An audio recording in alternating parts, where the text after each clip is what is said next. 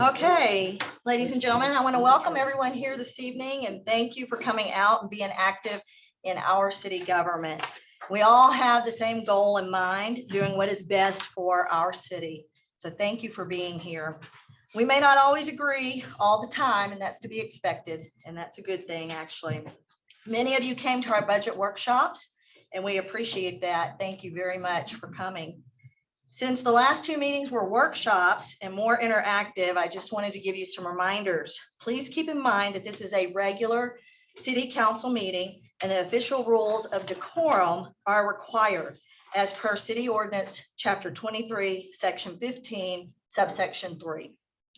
Cell phones and other electronic equipment is prohibited in the council chambers except as authorized by Texas Government Code Section 551.023. Please step outside if you do need to use them. Please refrain from talking with one another during the meeting, and please save your thoughts for the benefit of everyone to hear during the 3-minute public comment section. If you had filled out a public comment card and turned it into the city secretary, public comments are also acceptable during the public hearing section. If the public has a comment during reports or presentations, please raise your hand and I will call on you if time allows and permits. Please do not shout out comments or questions. If you have questions or concerns that we don't address this evening, please email me or your city council member. Email addresses are found on the city website. With these rules of decorum in mind, let's get started. I will call this meeting to order. Please rise for the pledges. I pledge allegiance to the flag of the United States of America and to the republic for which it stands, one nation, under God, indivisible, with liberty and justice for all. Honor the Texas flag. I pledge allegiance to thee, Texas, one state, under God, one and indivisible. Okay, so we have a quorum this evening. City Secretary, did we have proper notice? Yes, the notice of this meeting was posted by 2 p.m. on July 15th. Okay, thank you. Are there any public comments? Yes, first up we have Rick Stevens, Ward 5. Okay, Mr. Stevens.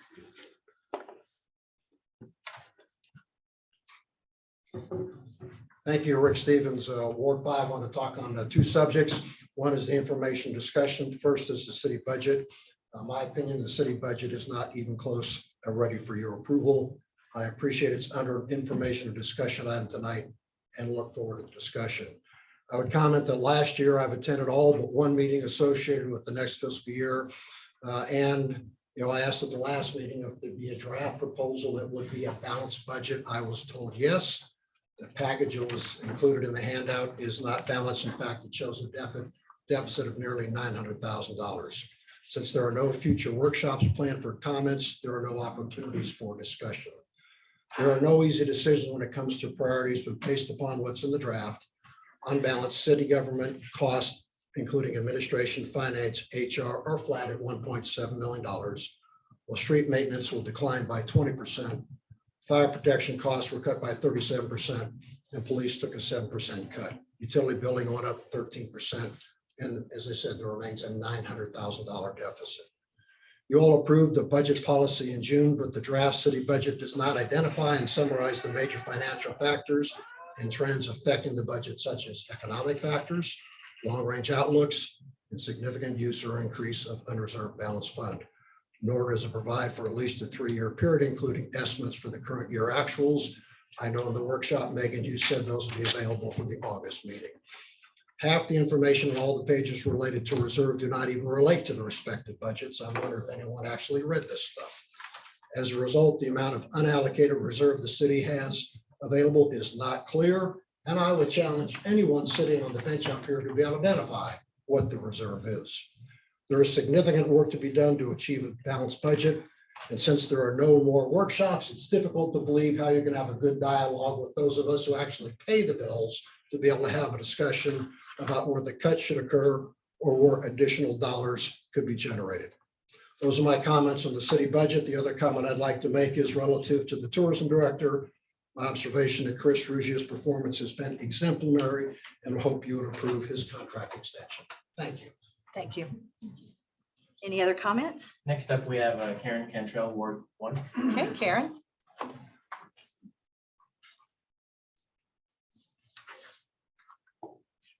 Good evening. Good Good evening. evening, council and city manager, city secretary. My name is Karen Cantrell. I'm from Ward 1, and I saw that noise was on the agenda tonight. I wanted to let everybody know that our noise ordinance is very specific just to vehicles. But that's not the only thing that makes noise in the town.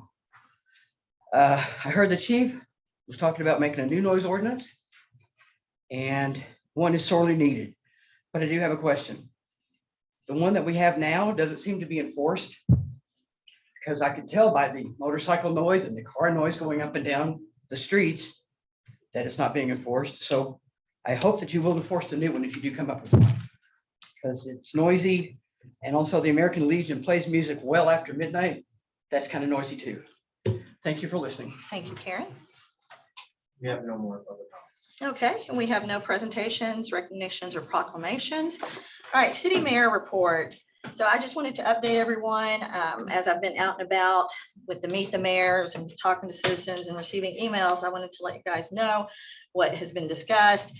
The budget workshops. First of all, we had great attendance. Thank you guys for coming. Someone mentioned that it could be a record for the number that attended the first meeting.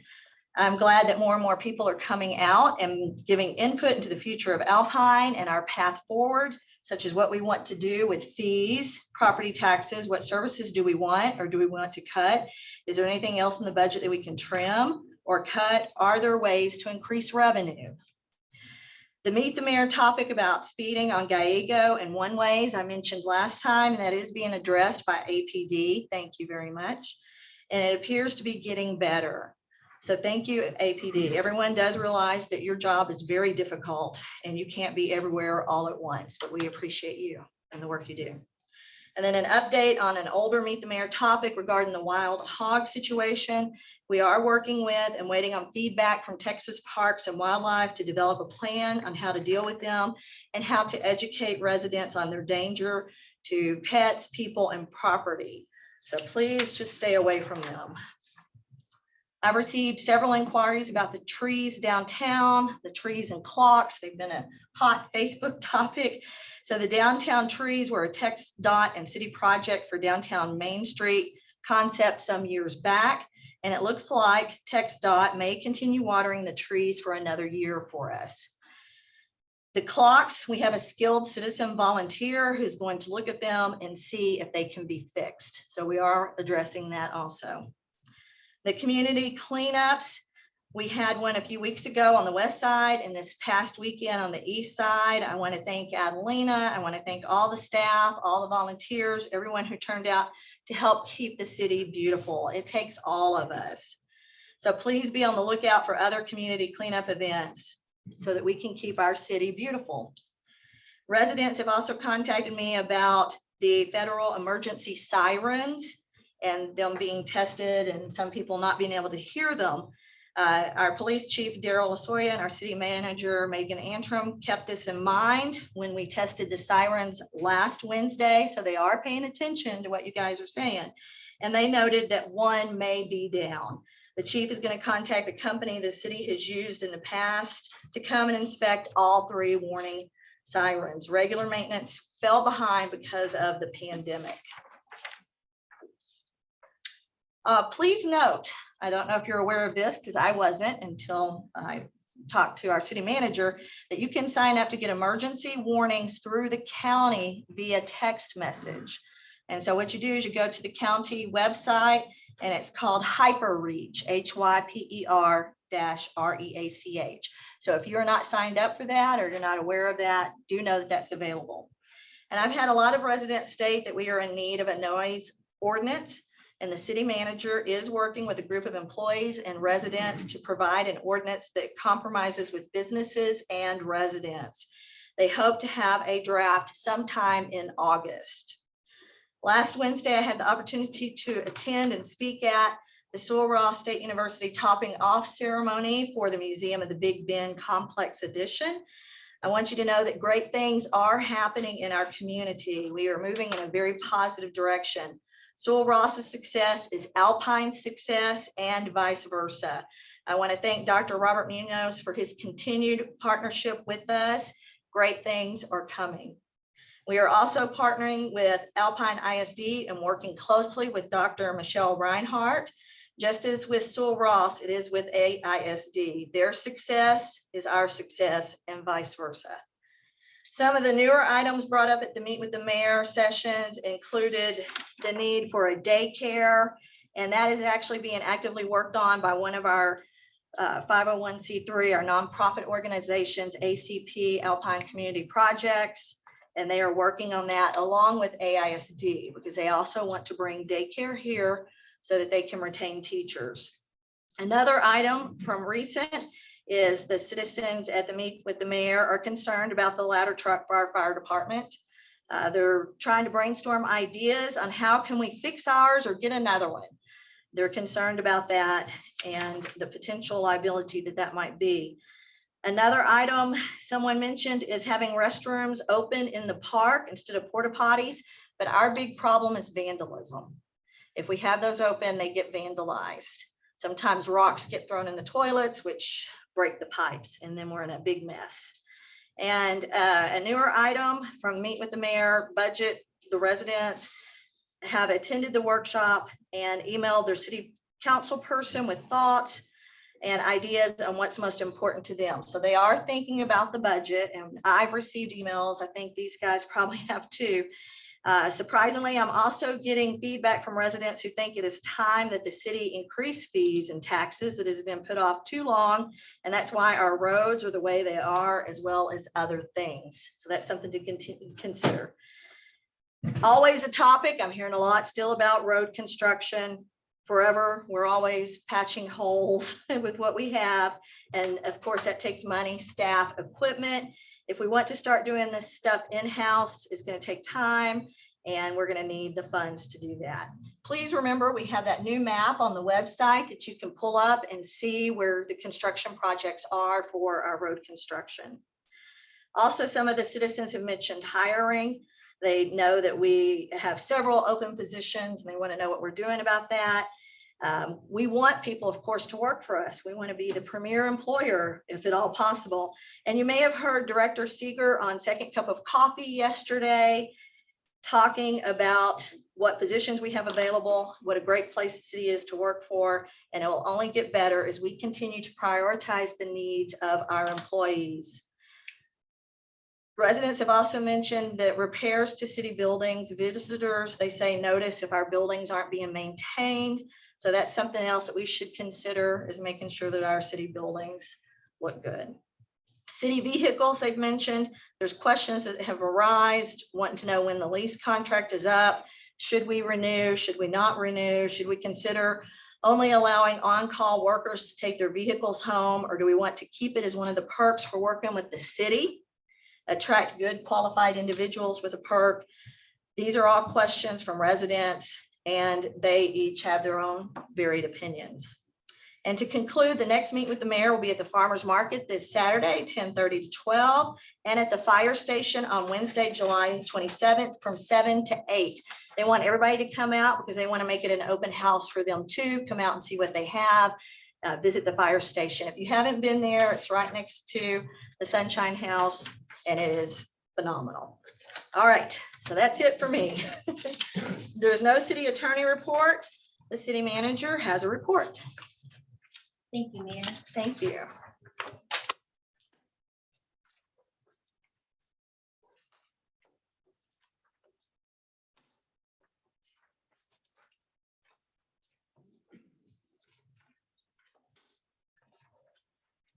So today I'm going to go over the revenues and expenditures as of July. So July is our 9th month. We should be at about 75% of what we need to bring in and what to expend. The first, of course, is the summary. The general fund is at about 72% revenue with $4,676,000, and expenses are at 53% with $3,417,000. Water is at about 64% revenue at 3,796,000. Expenses are at about 61% with 3,588,000. The airport is at 108% income. This is an anomaly that we've been looking into. Despite the fact that fuel prices have increased, they are bringing in money. So they're at currently 707,000. With their expenses at 633,000 or 96%. And this is only as of the end of June. I do want to note that. Hotel occupancy fund revenue is about 56%. And we're at about 493,000 collected. Our summer months, we do see a little bit of an increase. Same thing happened last year. All of a sudden we had all this extra money coming in July and August time period. A lot of your vacationers, your teachers, people who have an off season come vacation in the summer, we'll start seeing those collections come in this month. Their expenses are currently at 65 or 66% with 579,000. Gas utilities brought in about 79%, 80% with 1.6 million. Their expenses are currently 66% with 1.3 million in expenses. Interest and sinking, we have brought in 152,834, which is 102% of what we originally budgeted. A side note to the interest and sinking, we only budget what we are required to pay for the year for debt. We don't budget higher. The reason why we tend to bring in more is because you have people paying taxes late. So when people catch up on their taxes or, they get that letter saying we're going to auction your house off if you don't get them caught up, we do get a windfall and that money does come in a little bit higher sometimes. Currently, we're still pending our final payment for this fiscal year. So we've only expended 137,336. I wanted to go in a little bit of understanding because I know as you look at the budget moving forward and where we're at with the reports that are provided, not only to the public, but to the council, you'll see some things that are questionable, at least I hope would be questionable. The revenue that's still pending. The street department has 90,000 allocated in revenue. This is coming from the water, gas, and the wastewater. This is for road cuts. We don't do this until the end of the fiscal year. We try, it's been handled differently throughout the years with the documentation. How do we know what to charge each of those departments to cover those road cuts? We base it off of the water leaks when they break open a road. We base it off of the gas leak if they have to break open a road, new service taps, water, sewer, gas. All of these impact our structure on the street side. So at the end of the year, we go through and we look at all of the work orders that have been issued and compare from, of course, last year, because we don't want to double charge, and utilize that as far as how many employees did the gas department get, did the street department get out there, what's still pending, and then we charge those funds. The money doesn't show up until really September, October. Sometimes, of course, it becomes an accrual because we want to ensure what we document is as up to date and accurate as possible. So this is something that shows as a 0. Doesn't mean that it's never going to come through. It just means that we wait till the end of the year so that we can get that properly accounted for. The remaining third quarter revenues, some of the big ones, sales tax, our permits, ACO, admin franchise fees, utility billing, these are all still coming in. It's not like we're done for the year. So some of these you'll notice, water in the summer tends to be a little bit higher. ACO has been actively holding adoptions and having little events to try and get people to adopt. These are fees that we collect. Jessica will be presenting or later this evening. They're continuing to issue permits. People are building, people are remodeling. These are all things that will come in.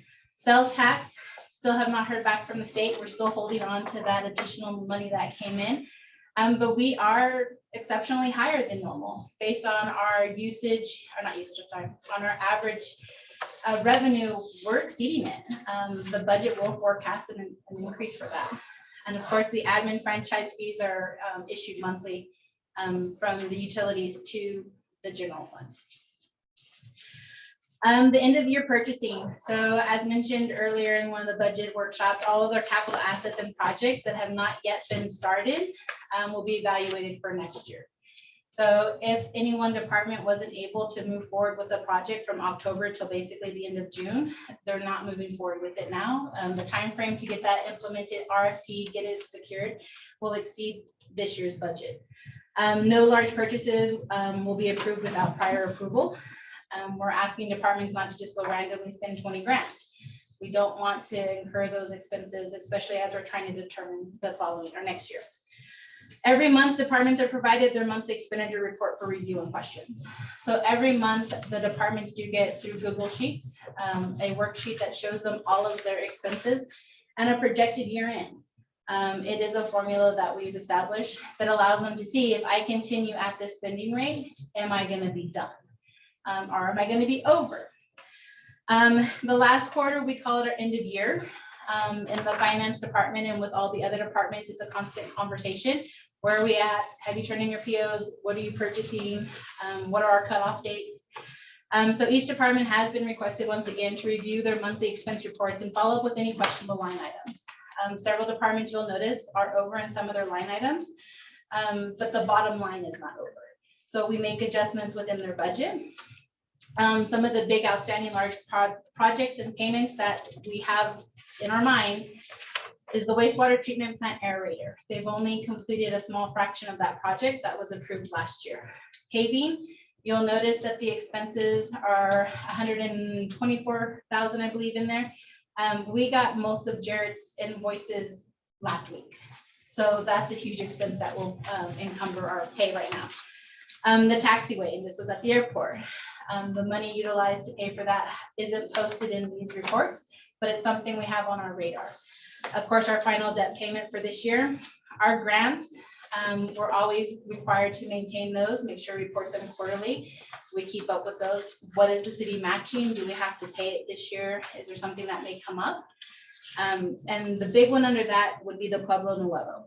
So it shows a $75,000 expense that hasn't been paid out. That money will be paid out into reserve. And of course, council would be made aware of it and when we do it. Line item adjustments, these are ongoing throughout the whole entire year. This includes expense line item corrections.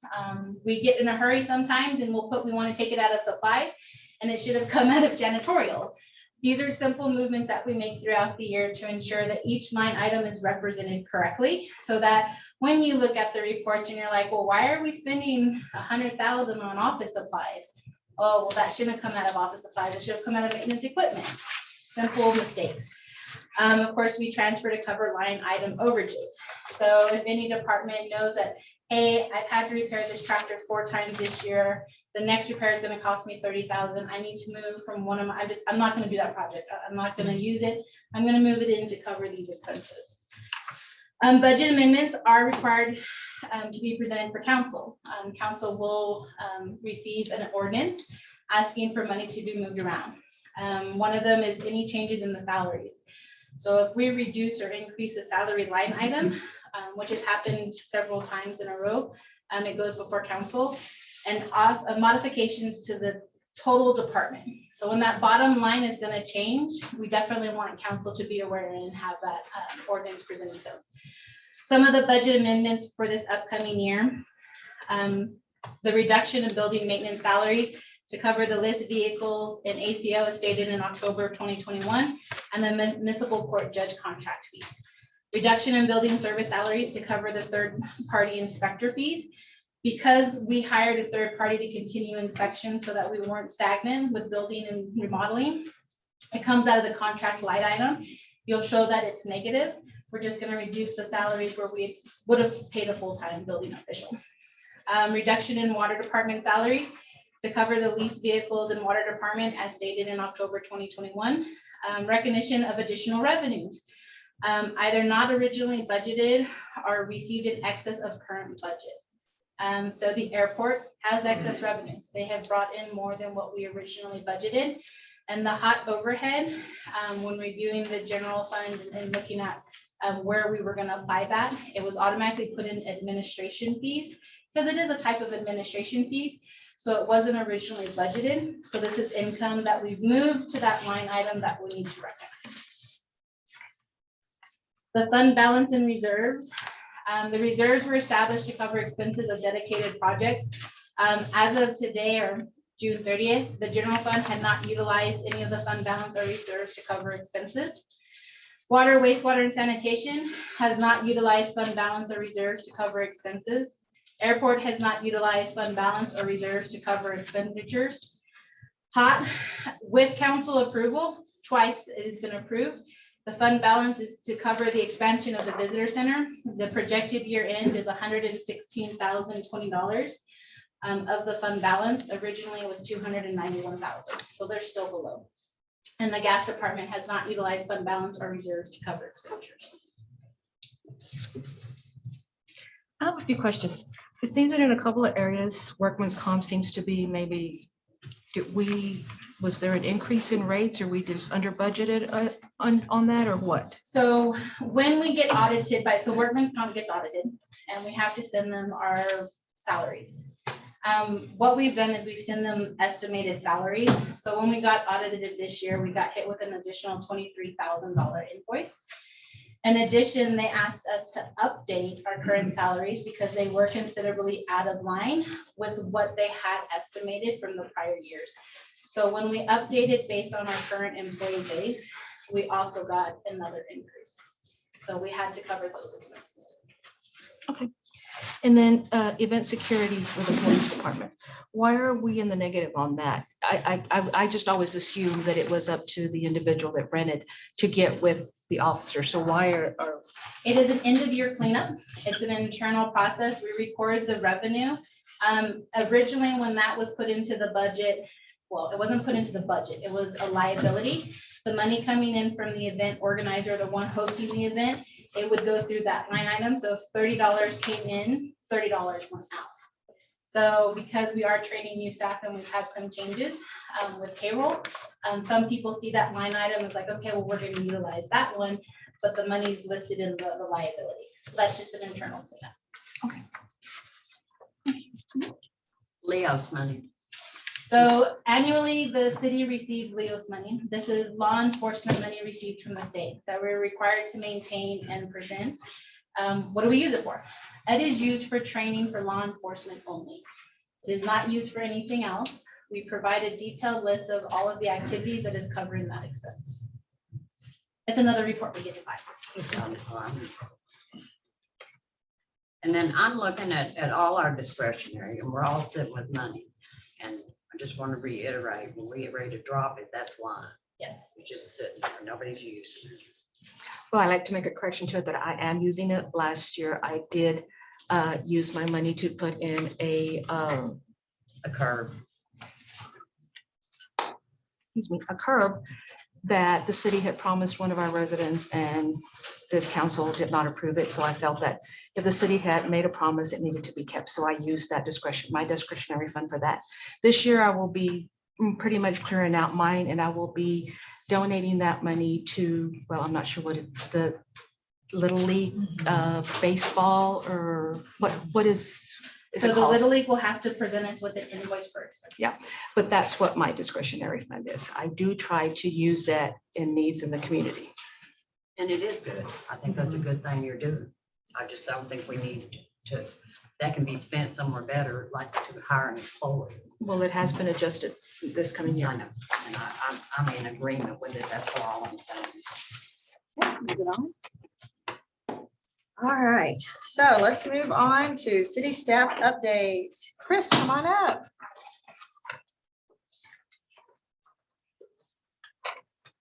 Hello, Hello, I'm Chris. Chris Rugia, your tourism director. And this is my quarterly report. I gave my most recent one way more recently than a quarter. So this one's pretty brief, but we're getting back on a regular schedule. So this is my first of the new regime here. So Gio, if you can move to the second slide, please. The mayor recognized this in her comments at the last meeting, but I am very proud that Alpine won 7 Texas Travel Awards.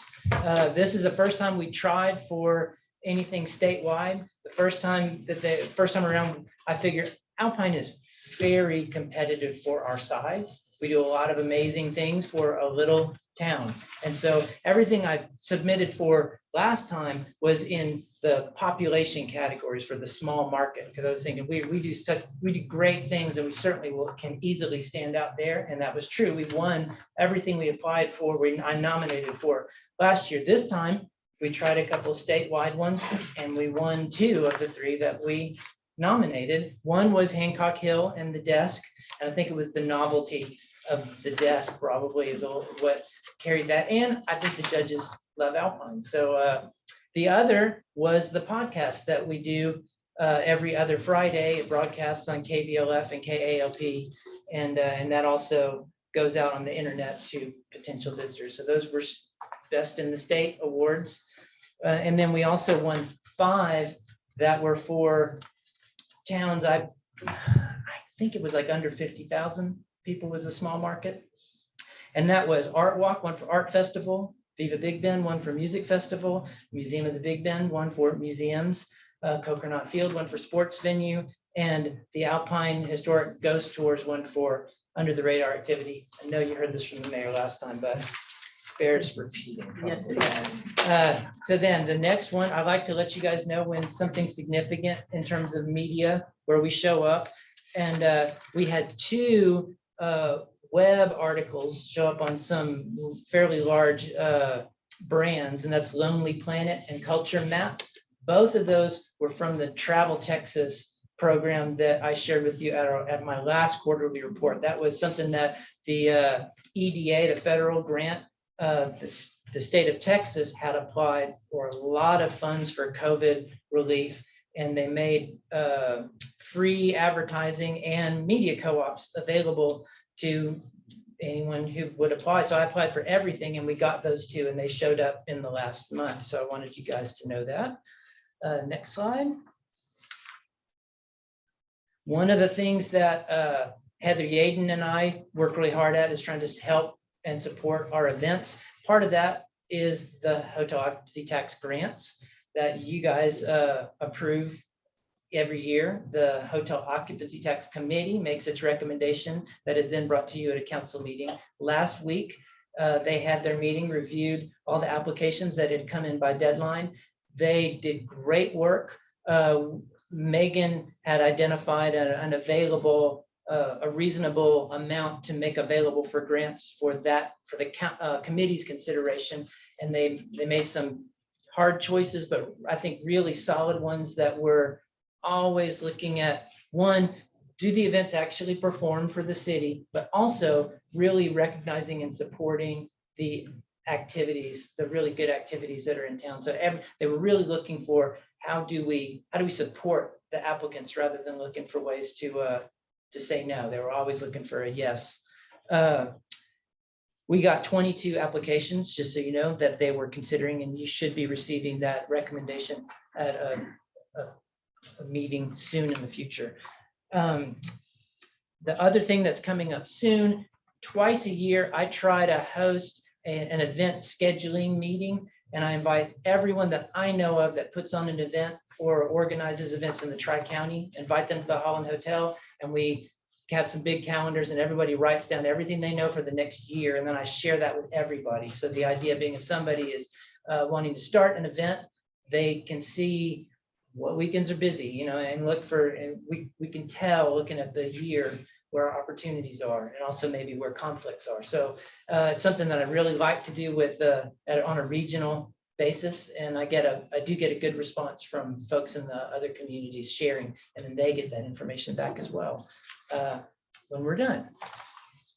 And then lastly, I mentioned to you in one of our marketing co-ops, we work a lot with the city of Marfa, and we partnered with them to share costs on what's called a visitor dashboard, which is an almost real-time data source. And it is mobile devices that are completely anonymized. So it's when folks using apps that they've allowed to tell where they are.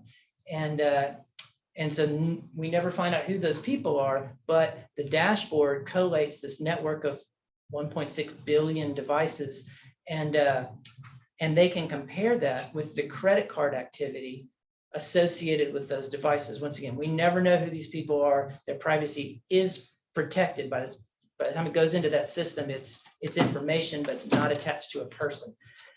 So then we can see, and something I really had hoped to bring to the Hotel Tax Committee this year, to have to come next year, because from day one, we have the past 3 years worth of data, and it updates every day. We get up to last week, we can see, and it's not everybody, but it's a reasonable sample of the people actually coming to town, because it's always a challenge. We can ask our hotels to tell us, how full were you that weekend? We don't get, nothing against them, but we don't get really steady information from them that we could build plans with, and it's not their job to give us their proprietary business information either. And so this is a real data source where we can tell where the markets are coming from, where people are coming from, how much they're spending, generally in what category that spending is happening. And that'll help us plan what our promotions are going to be. Really importantly, it'll help us know the last 3 years Viva Big Bend weekend, or the last 3 years 4th of July weekend, we can tell how many more visitors than residents were at that particular point of interest on that weekend. And so we can then gauge, how do we best support that event? If it's one that they're mostly getting locals, well, we can help them to promote. And then the next time they come around with their hotel grant, we can make sure it's targeted to the right thing, that sort of thing. So I'm really pleased. I've gotten into the dashboard, didn't understand a thing that I was looking at. So my orientation is on, let's see, I think it's on the 26th. It's coming up next week. So I'm really looking forward to getting that information. But that's about all I have for this quarter. If you guys have any questions at all.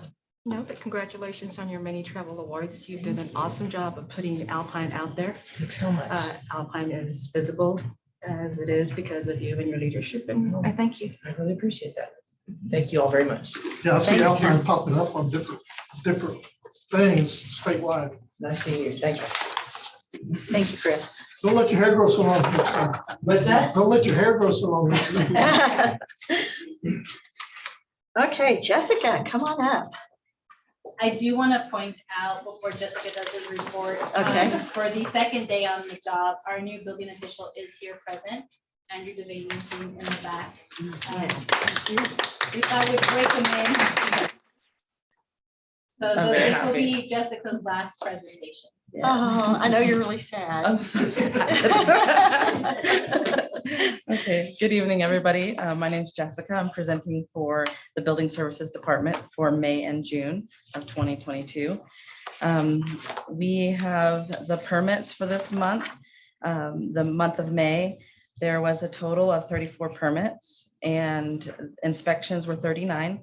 The valuation is really high because that's the Porter's remodel. That's a $4.3 million project. So it's quite high, the valuation at $4,544,109.52. So if anybody is wondering why that was such a large number, the Porter's remodel is a big project. June 2022 permits, we have 46 permits pulled. We had 57 inspections and the valuation was $5,717.58. Code enforcement for May and June, we had 52 violations. 18 of them were resolved. The citations given were 6. And right now we have 27 pending cases. The door hangers we've introduced in the last couple quarters, and we haven't tracked how many we're putting out there because we're just putting out so many every time we go out in the field. But we have noticed a lot of people contacting us on a regular basis. And so that's really exciting to be able to educate the community on the proper way of just mainly illegal dumping, but there are other reasons we put the door hangers out there if there's possibly work being done without permits or so they're versatile. We're able to use them for different reasons, but a lot of it's for illegal dumping because it's such a problem in Alpine right now. So we haven't kept track of how many we put out, but there's plenty out there. And then for the city overview, which is the funnest part, is the Porter's project. They took a long time on their abatement of asbestos. So now that they've been able to get past that point, you're gonna see a lot more happening. I know it's looked really bad out there for a while. So I spoke with the foreman and he said that it's gonna take off now. You're gonna see a lot more. It's gonna look a lot more exciting than it has in the last few months. There is a new storage unit that's being built on West Highway 90. So you're gonna see that go up soon. And Skeletons Runway, we spoke with them recently and they're getting closer to completion. Hopefully they'll be partially open. We spoke about that briefly, about them possibly trying to have a temporary occupancy so they can get the flow and everything. So that's exciting to see on the south side that something will be operating soon. And then during our last planning and zoning, we had a handbook. It's a preliminary idea. We're working with the boards and commissions to trying to get more information on what your goal is as a commissioner and what your role is as one of those. So we're really excited that to put those things together for future people and those spots, and also for the ones that we have now. So we haven't submitted any information. It's just preliminary. It's just for people to look at. And then we already were introduced to the building official, which I'm very excited about. So that's all I had for the last 2 months. And thank you. Is there any questions? How are we doing with the school, high school? Oh, Everything's going on plan? yeah, that's funny. So that I forgot that I didn't put that in there. Apparently, from what I understand, just because from hand to hand from the previous third-party building official, he said that they're a few weeks away from being completed. So that's their goal, but there's been a lot of hiccups. So we're hoping to see it being completed very soon. Well, I'm glad you got some help. Yes, I'm very happy. Once about the again, help. welcome to your building Yes, official, and we look forward to working with you. Thank you. Thank you. Okay, Adelina.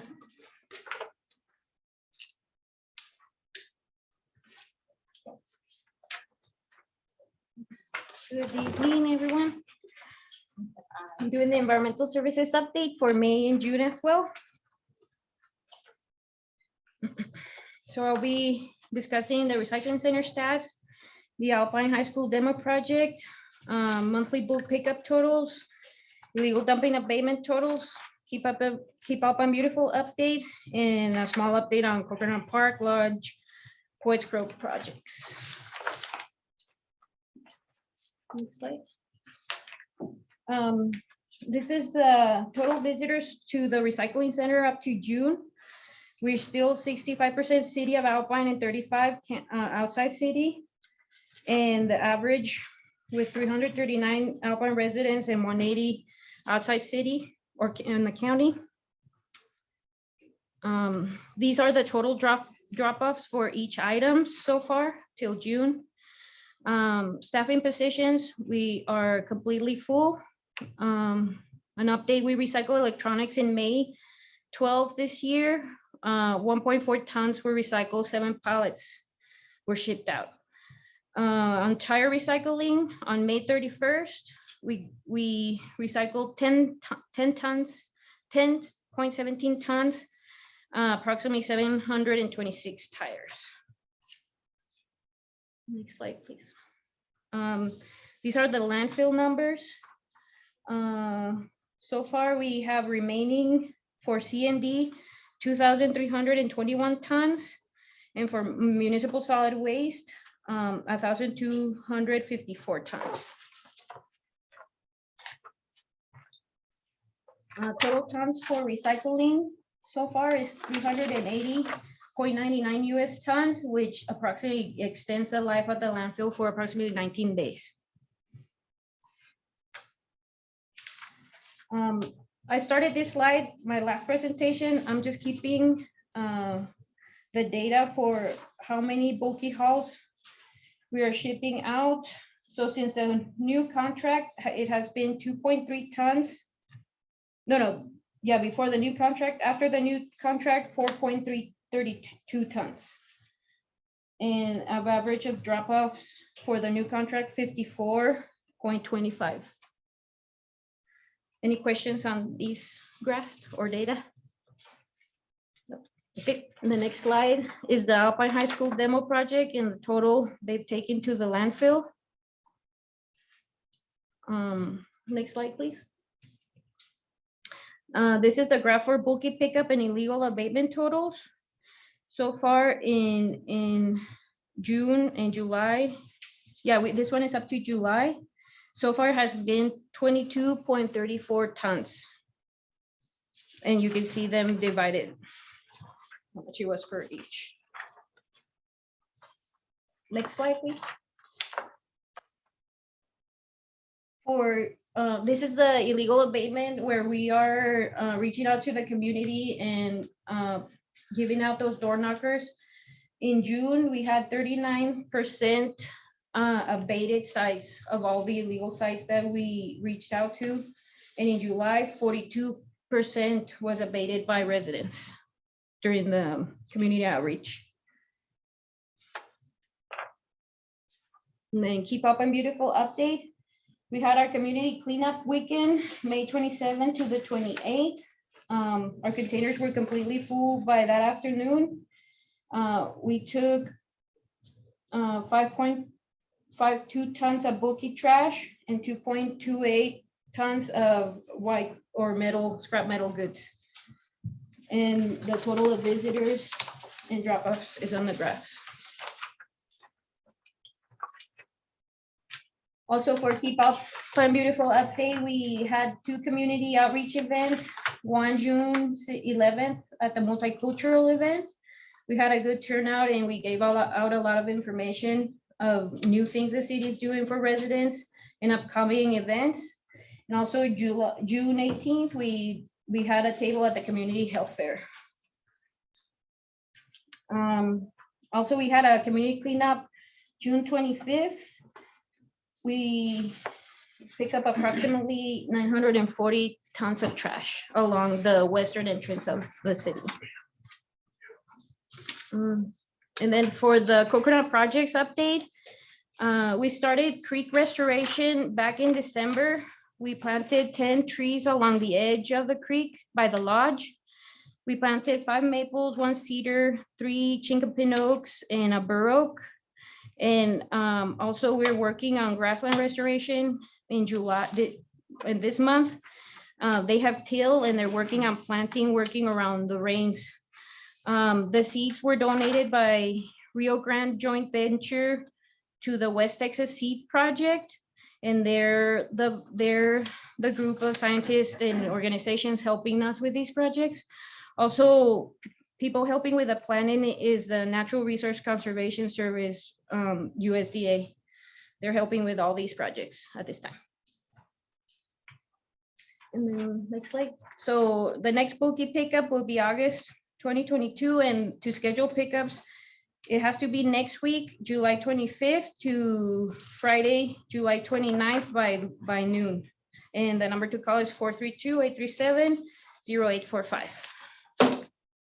And then my last slide is just our links with all the information and my contact number.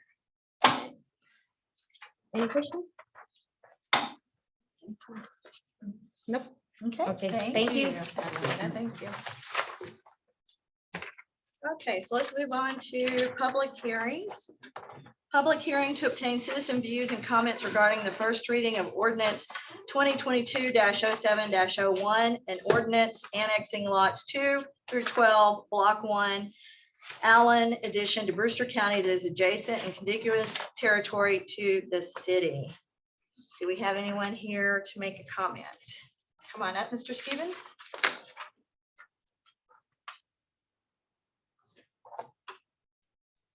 Hi, Rick Stevens, Ward 5.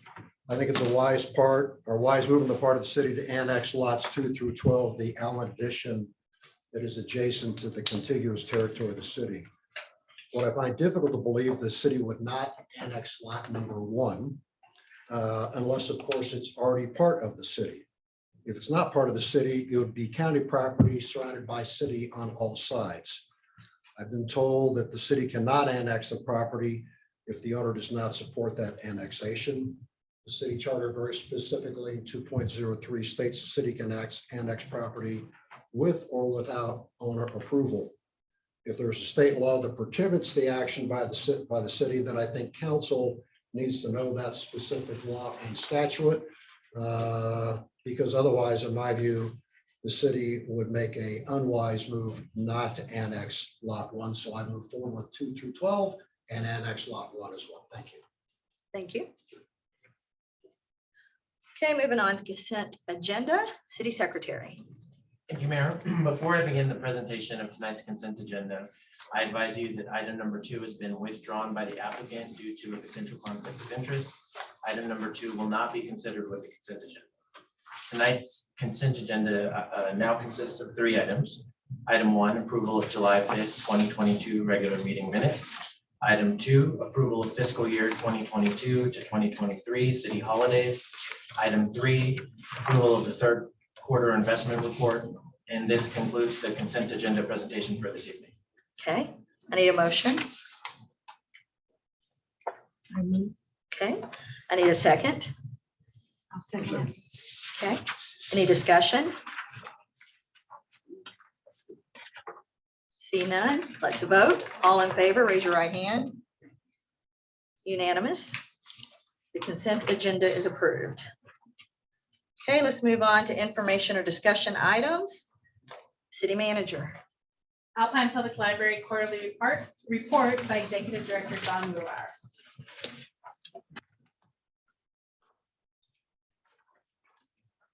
Good evening, everybody. Good evening.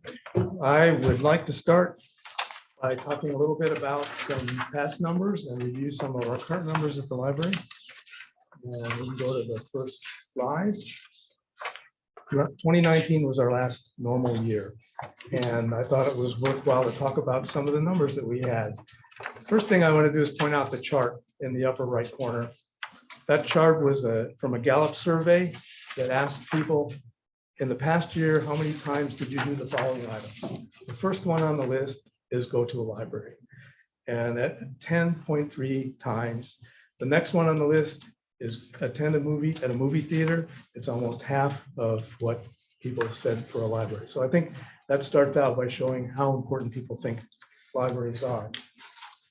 In 2019, we had almost 46,000 people come through the door. We registered 800 new library cards. We had 679 programs attended by 9,508 people. And we circulated 83,000 items. The other thing I want to point out is the number of volunteer hours, over 3,400 volunteer hours at the library. And if you think about what the value in 2019, the value of a volunteer hour is about $25. So we're talking about somewhere around $85,000 to $90,000 that people have given of their time to the library. Okay, the next slide. Now I want to talk about what our 2021 accreditation report showed. We are accredited, by the way, and we registered 212 people last year. But I also want to point out that for the first 6 months of this year, we've already registered over 300 people. And if we keep up at that rate, we'll have over 600 people by the end of the year. We had volunteers gave 4,000 hours of time last year, so more than 2019. We gave 483 programs and 683 people attended. Circulation was 26,000. One thing that I didn't put on there was in 2021, we had just over 17,000 visits compared to 46,000 in 2019. However, this year we're already for the first 6 months at 15,000 people. And that's averaging about 2,600 people in the library a month. So that'll put us over 30,000 people by the end of the year if the trend continues. By the way, that 302 new members so far in this year accounts to about 50 new members per month. Okay, next one. I want to remind everybody that this is our 75th year of service to the Big Bend area. And you probably all know that the library was a project of the El Progreso Club. They started with 300 books. They had a small space in a radio shop, and they had a small storage space near the sheriff's office. But what I thought was really interesting, that they had a bookmobile. And way back then, they covered the Big Bend area all the way up to Sierra Blanca, which is a considerable amount of territory. I can't imagine doing that now. Okay. I've talked before about the expansion that we want to do at the library. For the last couple of years, it's kind of been on hold. I think now we're getting started again. The area that I have outlined over there is the west patio.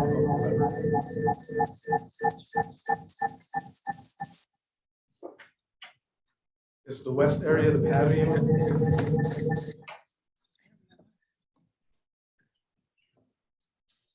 Okay. Try it again. Sorry about Okay. that. That's the west area of the patio. That's going to be the biggest area that we're going to work on. We're going to turn that into a dedicated kids area. It's going to have all the kids' books, all the kids' programming, have rolling bookcases so they would move things out of the way.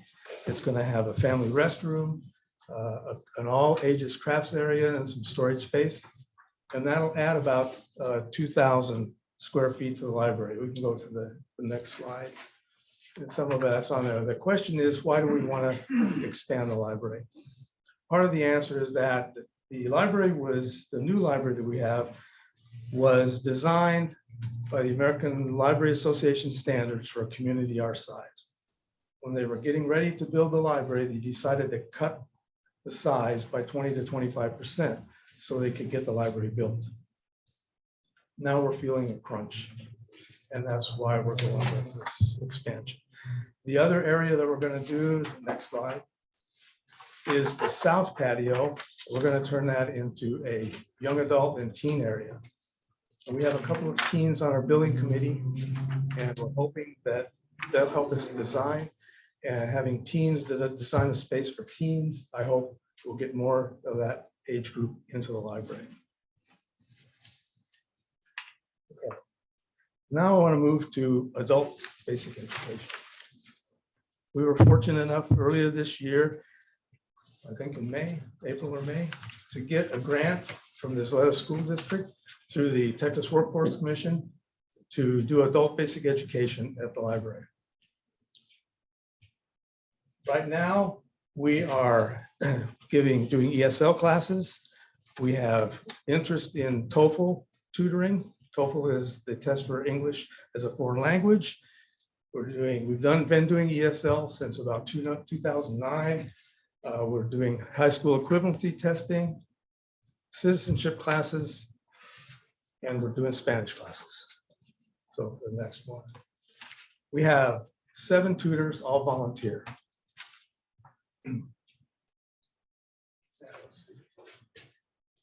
There's one behind you as well. Right. Oh, okay. Sessions are usually one-on-one or in groups. We have 14 ESL learners. We have 7 in high school equivalency. We have 2 in citizenship, 2 that are interested in the TOEFL tutoring and the Spanish classes. We have 2 Spanish classes per year, 2 sessions per year. Each session has 1 beginner class and 1 intermediate class, and the class sizes are usually about a dozen people. Okay, to date, to date, we have 7 of our high school equivalency people that have gone through the program, have taken the test, passed, and 2 of those people are currently enrolled at Sul Ross. Okay. So this grant has allowed us to hire an adult education specialist who will be working with the library on the grant. She will be responsible for scheduling tutors, for scheduling time in classes, and she'll be responsible for taking care of all the reporting that needs to be done for the grant.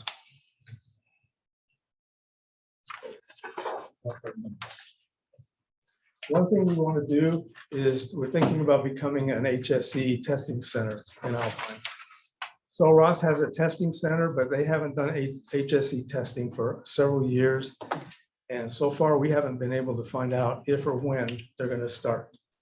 The nearest testing places are either Odessa or El Paso. So it'll take a little bit of work and some money to upgrade some infrastructure, but we're going to try to work on becoming a testing center. We do cover the Tri-County area. We've been getting people from Fort Davis and from Marfa, along with Terlingua and Marathon. So the grant will cover any people that we get from the Tri-County area. And we need more tutors. If anybody wants to tutor, we always need more tutors. And I hope we're trying to expand. Okay. Youth education is one of the most important things that we do. And we are collaborating with AISD and Sol Ross on all the programs that the library creates. And with the NASIT My Library program, we're also collaborating with the McDonald Observatory. Early literacy starts at the toddler program at the library and goes all the way through middle school. And I want to point out that we make a lot of effort to work with the teachers. A lot of times teachers don't have time to cover everything that's going on in the classroom. And so we work with them, find out what they need.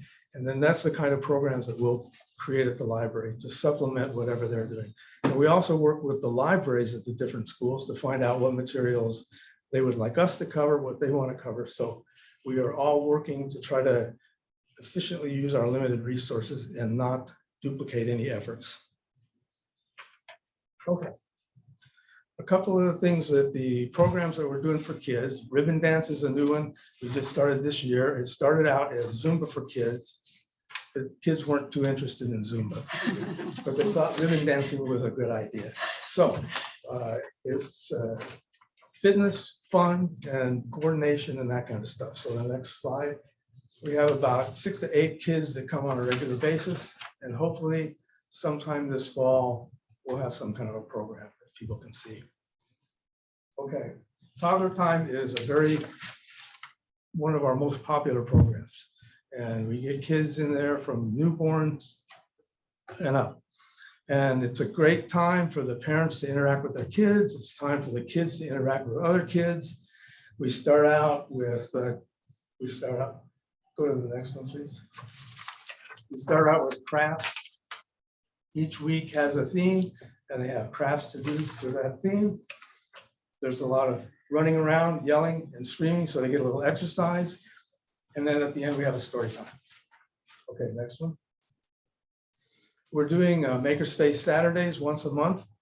And we've just got a brand new Makerspace that we've loaded up with stuff. And we're working with kids to try to put together, we've got robots and all this stuff. And we're also doing a Tinkercad studies. Tinkercad is an online 3D program and they love it. It's very easy to design a 3D object. And then when they're done, we can print it on the 3D printer and they can see what they got. Okay. Stack is an interactive reading program that kind of replaced the summer reading program when we couldn't have summer reading programs at the library. And the first year we had it, we had 25 people participate and they read about 6,000 minutes, got some prizes. This year so far, we have 85 people in the program. They've earned 337 badges, gotten prizes, and done 12 challenges. So it's taken off. And by the way, adults can do it too. Okay. I want to talk about our interactive whiteboard. This is something we got with a grant from the museum, Institute of Museum and Library Services. And we're using it almost every program now. It's a great thing. Kids can get up there, they can interact with each other, draw things, solve problems, design things, whatever.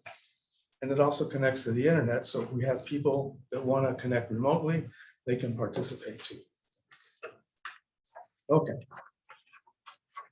On August 12th at 5 o'clock, we're going to have another NASA My Library program, and we're going to be looking at pictures from the James Webb Space Telescope. There'll be kids' activities, refreshments, and we'll have some people from the McDonald Observatory for kind of a mini star party. It's open to all ages. And as a bonus, there's going to be a door prize. McDonald Observatory has given us a free family pass for a star night. So have to be present to win. Okay. Okay, that's about all I have. One last thing I want to say is I'm not biased, but I think the library is a great value to the community. I've lost count of the number of people that come in and say, we're new here. What's the first thing I have to do to get a library card? And I also want to thank Mr. Sandante for being on the board. It's great to have him there and participate. Appreciate you coming. Any questions? I have a question for you. This is one of curiosity. I noticed where the Jeff Davis County Library has now started a tele-network Yes. for health-related issues. Is that something we could do in our library, or is Yes, it? and I've wanted to do that. I was contacted by people from the Veterans Administration, and this was before the pandemic, and they wanted to set something up. And then all this stuff happened, and it would be a great thing. We have a couple of tutoring rooms you could do that, and I'd be happy to. Is the funding grant related, or is the funding grant related? Yeah, or their funding was grant related, Okay, so there'd be another grant to write, and, but yes, we could do it. I think it would be a great thing if we would pull it off. And I was excited when the people from the Veterans Affairs came in and wanted to do this. Well, we, You know, I want to say thank you for all that your people do, because whenever I go in there, and one time I couldn't find a book that wasn't on the shelf in the right place, and the ladies did help me find it, rather quickly. And every time I go to use the computers, if I have any issues, I mean, they're really quick to help you, and they're very, very kind. You have a great staff working for you. Thank you, I appreciate that. I would be lost without them, and I know how wonderful they are. They're great. Thank you. Wonderful services. And I know you put in a lot of your personal time, so thank you so much for that.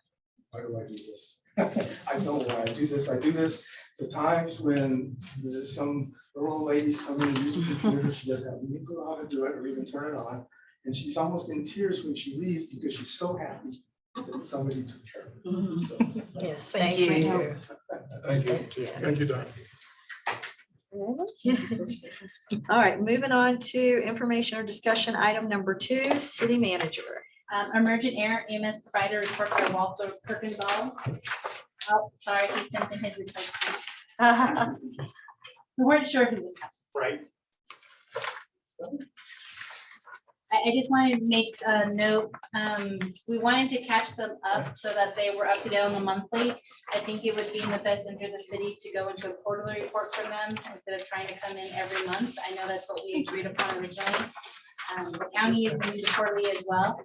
So this would be for June, and then the next time we're gonna request the budgets will be in October to cover the end of the fiscal year. Good evening, everybody. Good evening. I'm Lee King, I'm with the Emergent Air.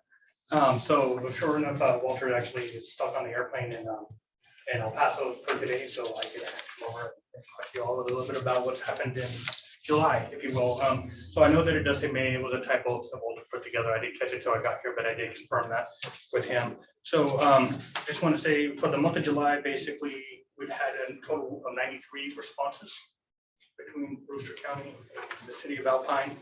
Of course, 12 adult traumas, basically 40 adult medicals, 1 pediatric medical, pediatric. And then the one thing that I wanted to really kind of just chat about as well, in May, our response time from the time we got the call to the time we were arriving on scene was about 13 minutes. It's dropped dramatically. I can attribute this to mostly probably going down the marathon. If you will. So I just don't think that's happened as many for the month of July as it has. So it's just, that's kind of what's been going on. Other thing in general, when we first started talking about providing service for the county and the city, we talked about new ambulances. We had started looking for one, and needless to say, they called me on the way up here and said they think they have it ready for us by next week. So with that being said, I'm hopeful, and so we'll get the new striping on it. We have some logos that we've kind of been talking about, trying to get in place, and so needless to say, I'm kind of excited about that, and that'll be kind of I think a good thing. So in general, I'm here for any questions if anybody has anything. One of the things as well that we kind of like to point out is throughout the month of July as well, there was a total of 12 times to where one truck was committed to a call and another call came in. And so actually it's been nice that we've had a second truck and that's happened as well. So. I have a question for you. Sure. What is the air situation now in Alpine with y'all, and is it Air Care or? Yeah, there is a company called Air Care. It's a GMR, basically one of the largest, not air ambulance, but consolidated ground and air ambulance. They are probably the largest in the country, maybe even the world, to be honest with you. So they do have a fixed wing airplane that's based here.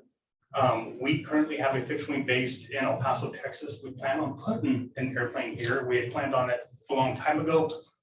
It's kind of embarrassing, but one of our airplanes, the pilot had done some training with it, took it, and literally a freak hailstorm came out of nowhere and put some damage to the plane. So we've had to replace the wings on it.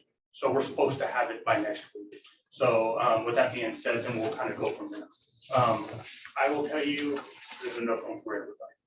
If that makes sense. Not just in this region, because we look at what we do here, but then also if you think about Fort Stockton, you think about Midland, Odessa, what we have in El Paso, and just in general, the airplane's footprint really can get out there and go to different places. And so needless to say, we're working in that direction. So are we gonna have two services here? Probably. I would imagine so, yeah. And to be honest, we know there's other programs that do fly in. One's called CSI. They're based in Midland. Just depends on the need of the hospital, the need of the patient, and how fast anybody can get. So, yeah. This report is month to date. Yeah. So for the month of June. Month of June. Yeah.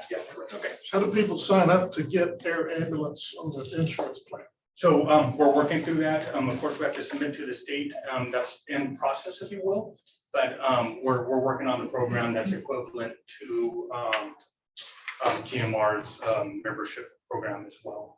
So, and of course, that's important. I know it's important for basically all the constituents and all the community. And so it's important for us too. I just want to reiterate, so we have no contract for air. We only have the contract for ground service. So all the air discussion is really independent of what the city has. But we're willing to answer questions and do whatever we And can. I just don't want people to Yeah. think, oh, So- they're doing air too. I don't. Well, we do, but we started off being more active, and needless to say, then we get busy. If we go to Houston, for us to go from El Paso to Houston with the patient and then get back, sometimes, to be honest with you, that's 6-8 hours. And so if you're having a stroke or a heart attack or trauma or something along that line, we can't ask anybody to wait that long. That's not fair. So they do, like I say, they go with the closest resource to get whatever they need. So. Sorry, and I asked Walter last time, is this what y'all thought you were gonna see with us? You know what, to be honest with you, I would say yes, I think so. It's kind of exactly where we thought we were going to be. The interesting term of event is where you're just now starting to see return on it, if that makes sense. So we had to wait about 30 days before Medicare allowed us to, they had to come and do a site survey, for lack of a better word. So they did that, so we built all that. So now we're saying, okay, fine, you know, if we're anticipating $200 a call and we're maybe making 300, it really is what it's looking like, $300 a call. Is your help happy? So we're gonna get there. So to be honest, I love this community. I did so much fun. We know you do. So, well, and our guys do too. We've had other people that have kind of come out and that lived in the community that want to be part of it, that did have the appropriate licensure and are in the process of working with us. So we've had some good time. So. I just want to thank you for your visibility. You've been made. Well, thank you very much. But, yeah, so I don't like public speaking. But I do love to answer questions and anything. So, and I know they talked about like different events, and I'm interested in that as well, because as they do these different events, we should be training the public on how to do CPR and, you know, just different things like that as well. So when that happens, I'll definitely be interested in what we can do. Again, there's just lots of good opportunities. Not betting or not heading the board. Okay, thank you. Thank you. Okay, moving on to discussion or information item number 3, city manager. So late last month, we received a letter from Representative Eddie Morales and Senator Cesar Blanco, and we sent to all of council and the mayor in regards to the upcoming legislation. I'm sorry, let me read the item first. Discuss request from Senator C. Blanco and State Representative Eddie Morales for needs and challenges the city of Alpine is facing for possible legislation. So when we received this letter, a few of you had provided some way, we need to follow up, we need to do something. Some of you provided some specifics, but I wanted to bring this not only to the public's attention, but to have this discussion, because I think we do need to submit on behalf of the city of Alpine as legislation is approaching a new session. So they're asking us specifically for statutory changes or state funding your entity is seeking. They want time to review for drafts for possible bills based on some of our current challenges.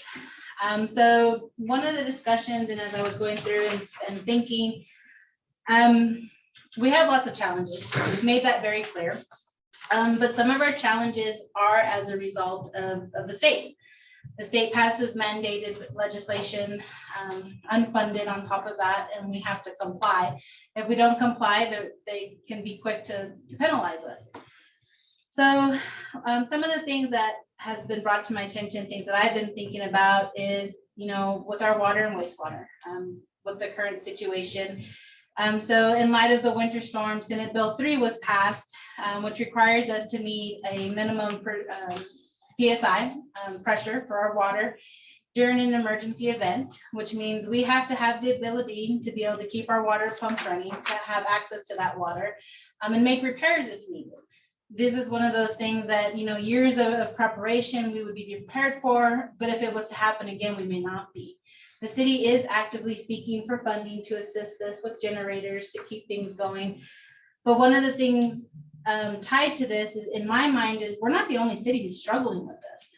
And so I think when we send this letter to the legislation, we need to address, you're passing emergency resolution or legislation. We understand that, we want to comply with it, but where do we have the funding?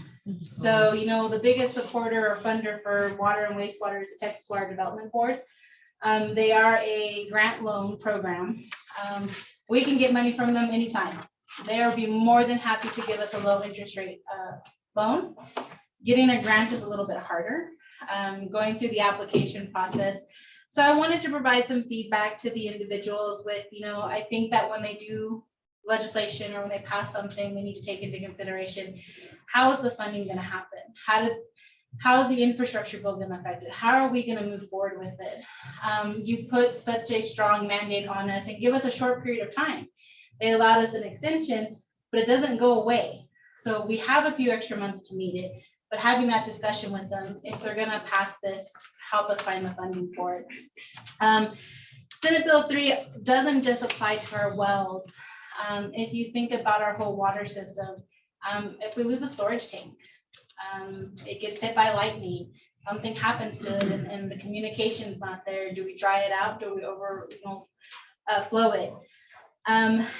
One of the other things, of course, is our wastewater. We've talked about this repeatedly. TCQ, a lot of the legislation dictates what TCQ does.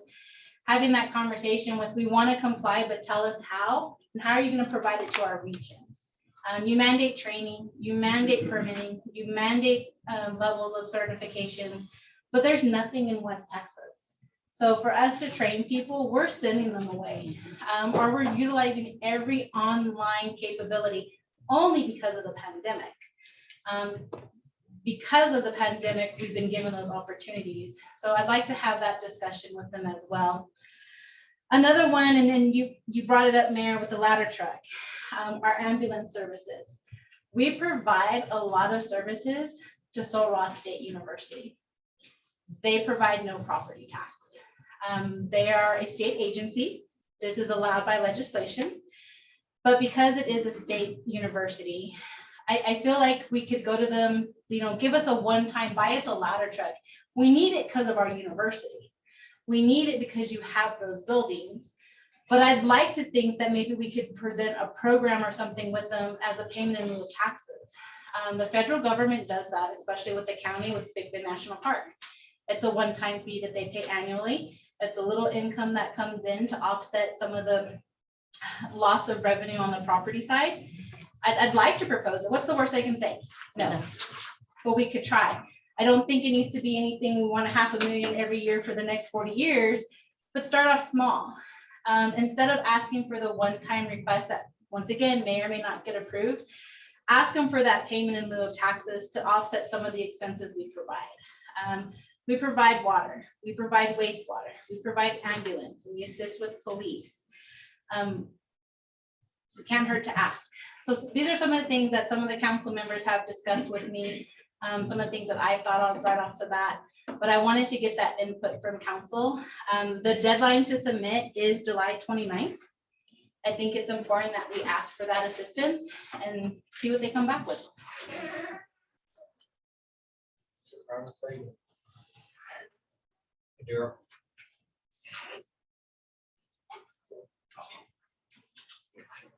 Daryl gets found everywhere.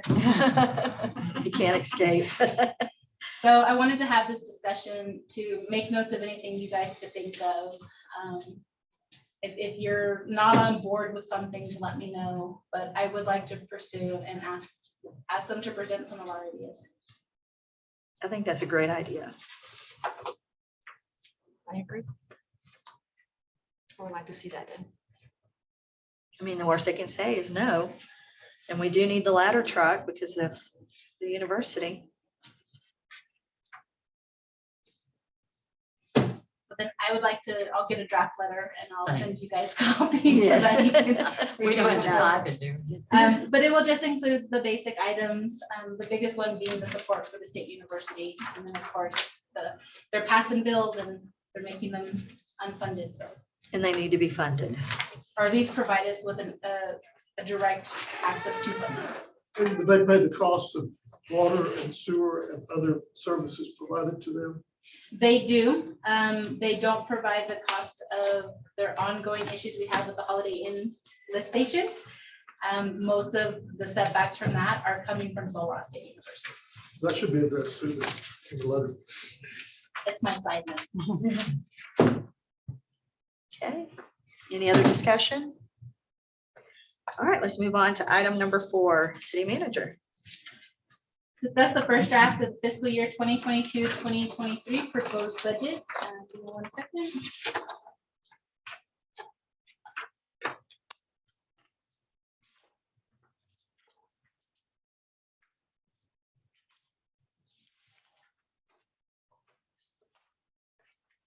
So council was provided the first draft.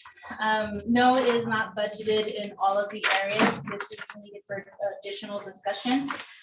I broke it down kind of general discussion by fund. One of the things I do want to point out is with the general fund and the debt fund, there is no current tax rate set. This really is dependent on information feedback on the certified tax roll.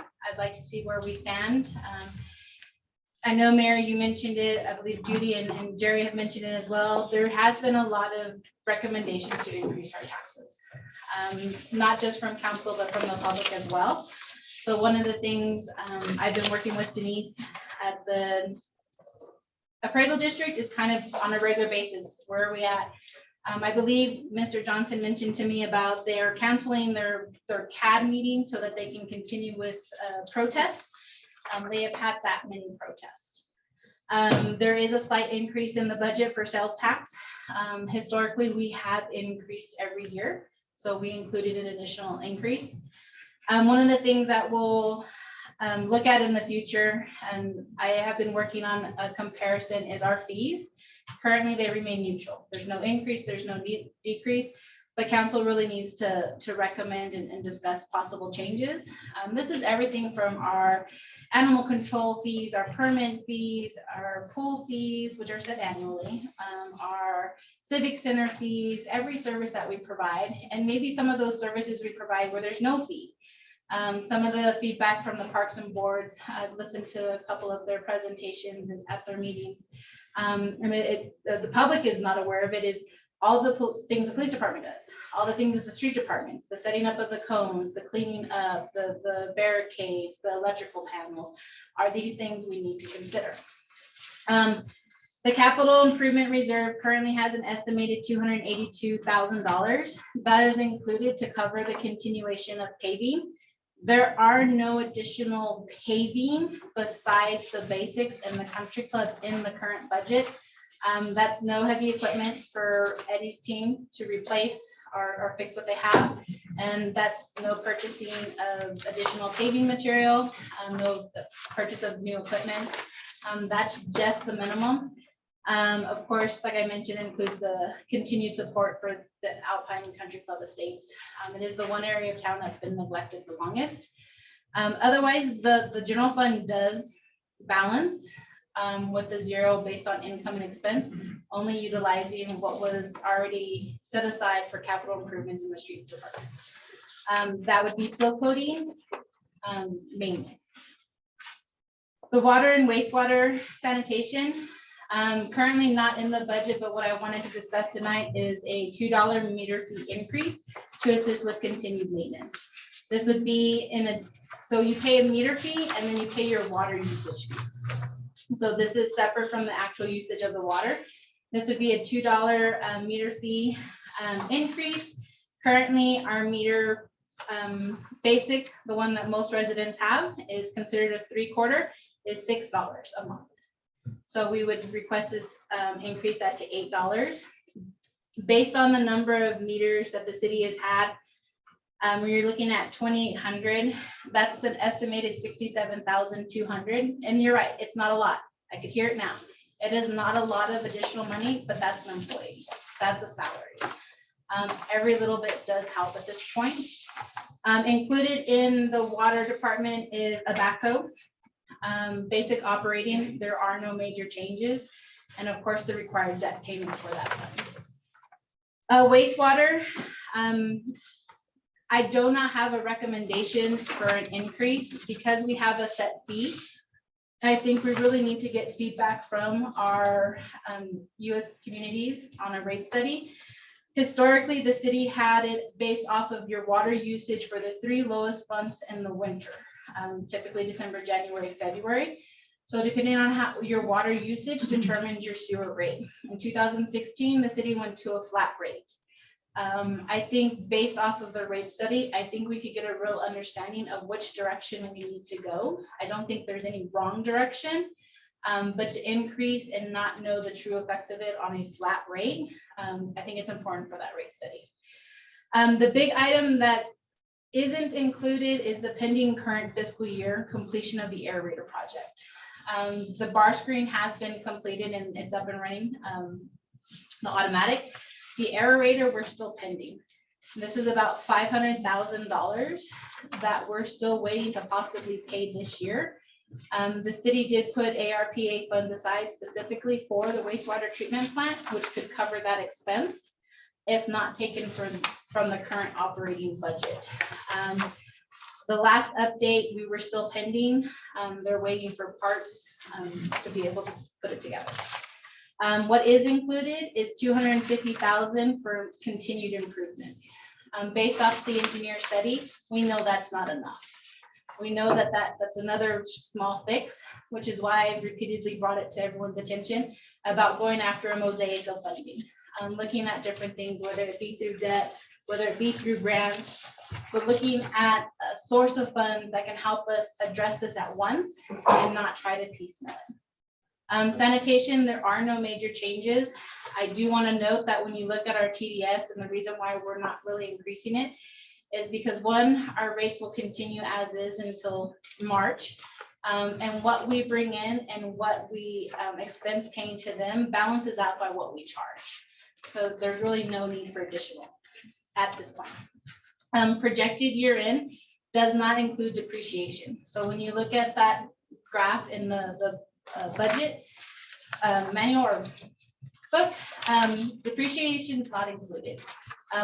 As an enterprise fund, we do include that at the end of the year. The auditors have been helping us with that for years. It's kind of been one of the processes. We're taking that back in-house with their guidance to make sure that we record that accurately. So because it's a business-like fund, it's not a general fund, we do record all of their expenditures below.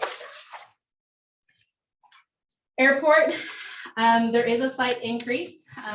We have annually increased their revenue.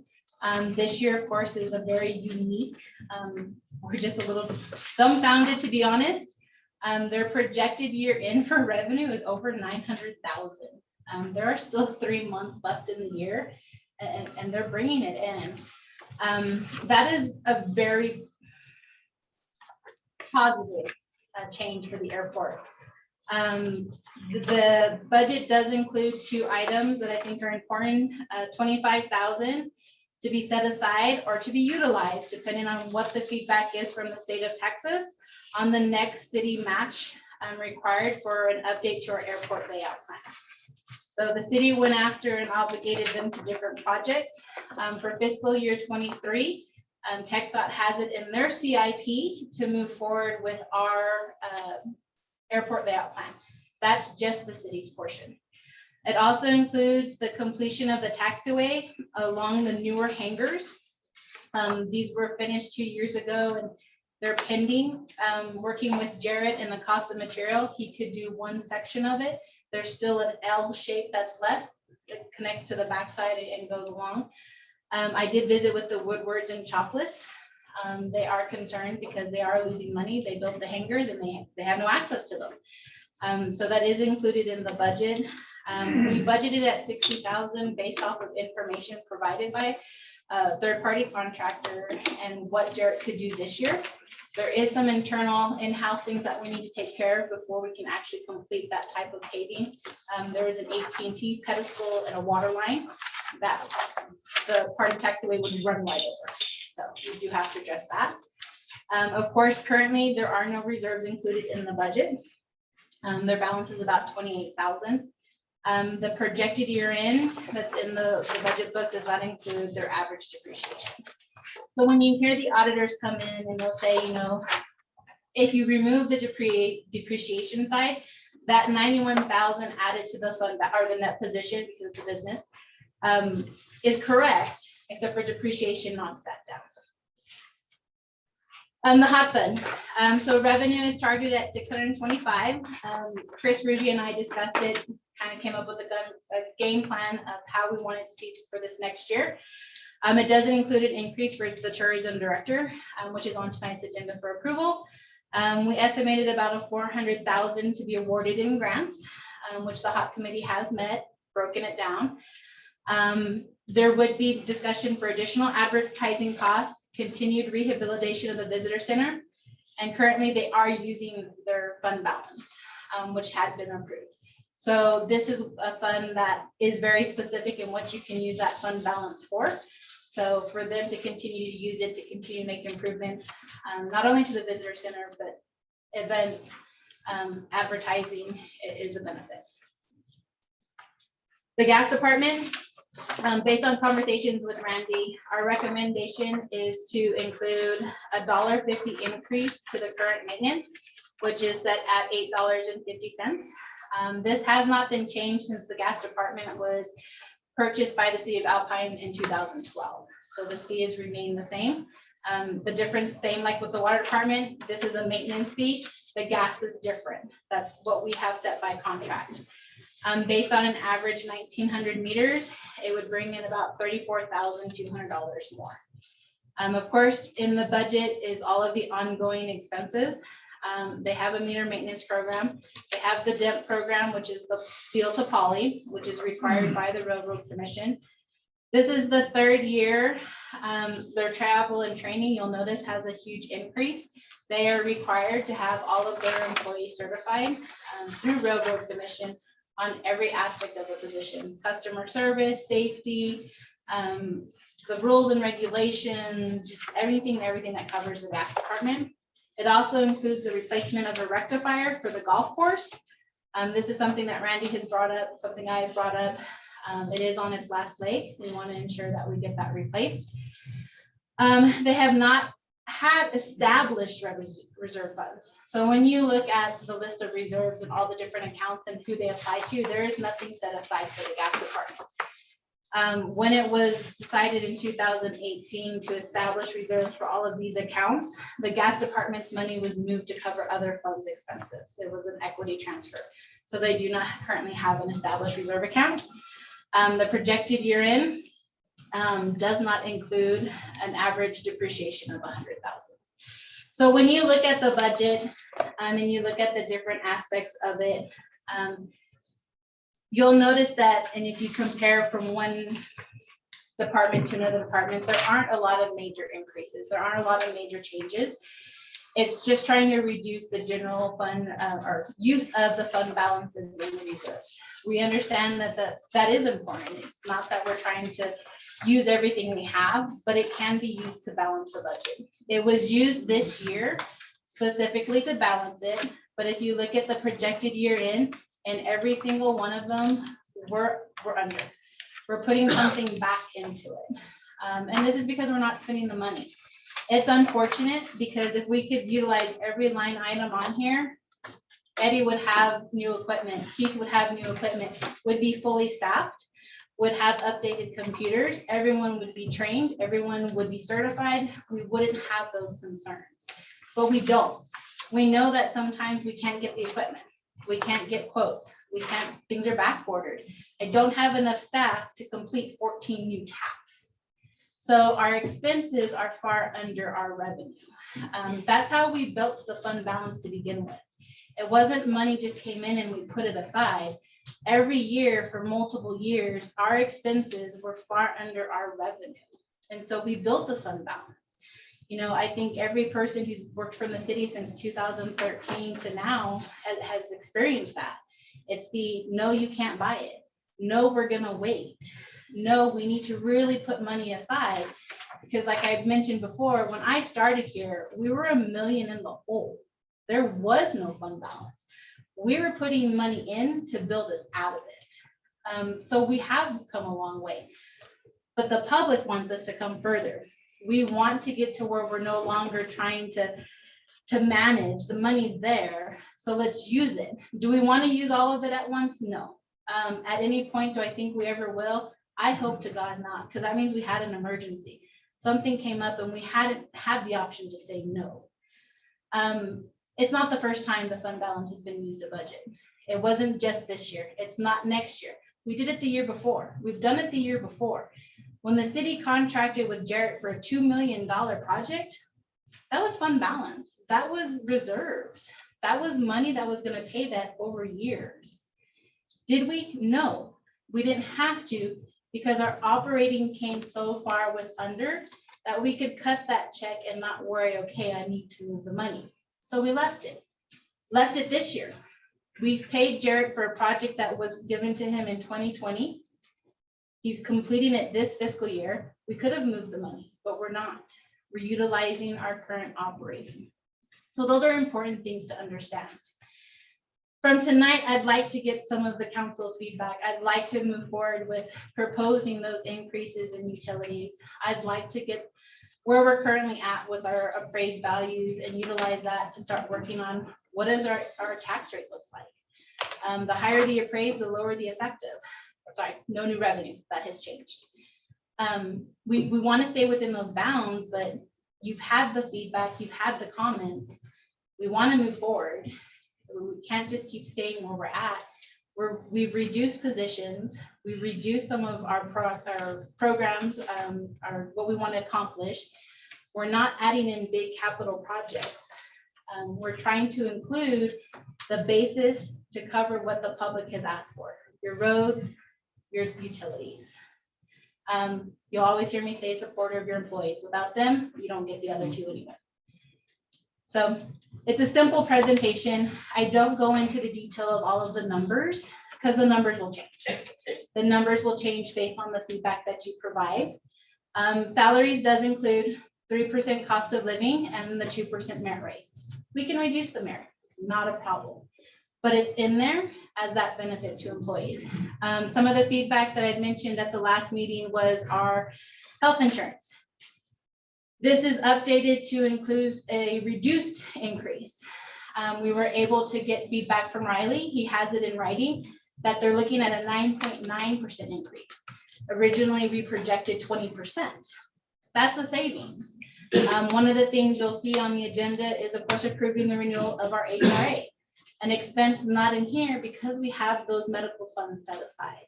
All of these are benefits to our employees. Some of the things that are required to be in here, the $75,000 for Pueblo Nuevo. We have to have the matching when that grant comes through. We don't want to scramble. You don't want to have an ordinance come before you to pull it from another reserve because we don't have the money set aside. We want that set aside. Projects that we've talked about and that we've mentioned, the generators, you don't see that in here because we've gone out for a grant. Council approved us to go out for that grant. When that grant, if it gets awarded, then the conversation comes back to council. This money was set aside by council specifically for this project. We're gonna use it. If for some strange reason, the utility department is beyond awesome and they're doing great and everything's fixed and they have extra operating, we'll use the operating, leave the money set aside. Don't think that's gonna happen. Another one that you don't see in here, of course, is the wastewater treatment plant. We put a minimum aside. It's the basics to get it, hopefully a clarifier, nothing big. As big projects arise and grant funding comes in, that's when we want to come back before council and amend the budget. We don't want to throw it in there now, even though I really want everything to go through. We know it's not. Another item coming up completely covered by Texas Water Development Board is the asset management grant. If we get awarded it, there's another expense that we know has to happen is in our CIP that we don't have to budget for. So the budget really does include just the basics. It's not the thrills, it's not the whistles, it's not the Nike polo shirts. It's just enough to get us through. Mayor Council, I need to make a comment that she's asking y'all to consider a tax increase. The state legislature has put handcuffs on cities' ability to raise taxes beyond a certain amount. So if you didn't raise taxes and you kept getting in the hole for 2 years or 3 years or 4 years in a row, you wouldn't be able to all of a sudden then later raise taxes 10% or 15%. The state won't let you do it. So unless you increase it a little bit every year, you're never going to get up to a level where you're really providing the revenue you need to provide the services the citizens demand, because you can't catch up later if you don't do it now. And one of the comments, Mayor, that you had mentioned about the vehicles, and just so the public's aware, we can return these vehicles, but we have no vehicles to replace them. One of the things with the lease program was to get rid of the older vehicles so employees could drive from A to B and not break down. So the vehicles that we would have kept, most of them we auctioned off just recently. So replacing them really isn't an option at this point. We do have leases that are coming to their term that are being extended. The biggest department is our water department. They were the first to get all of the leased vehicles. They still short. They had one get totaled. They're sharing. You'll see them driving together now, working together.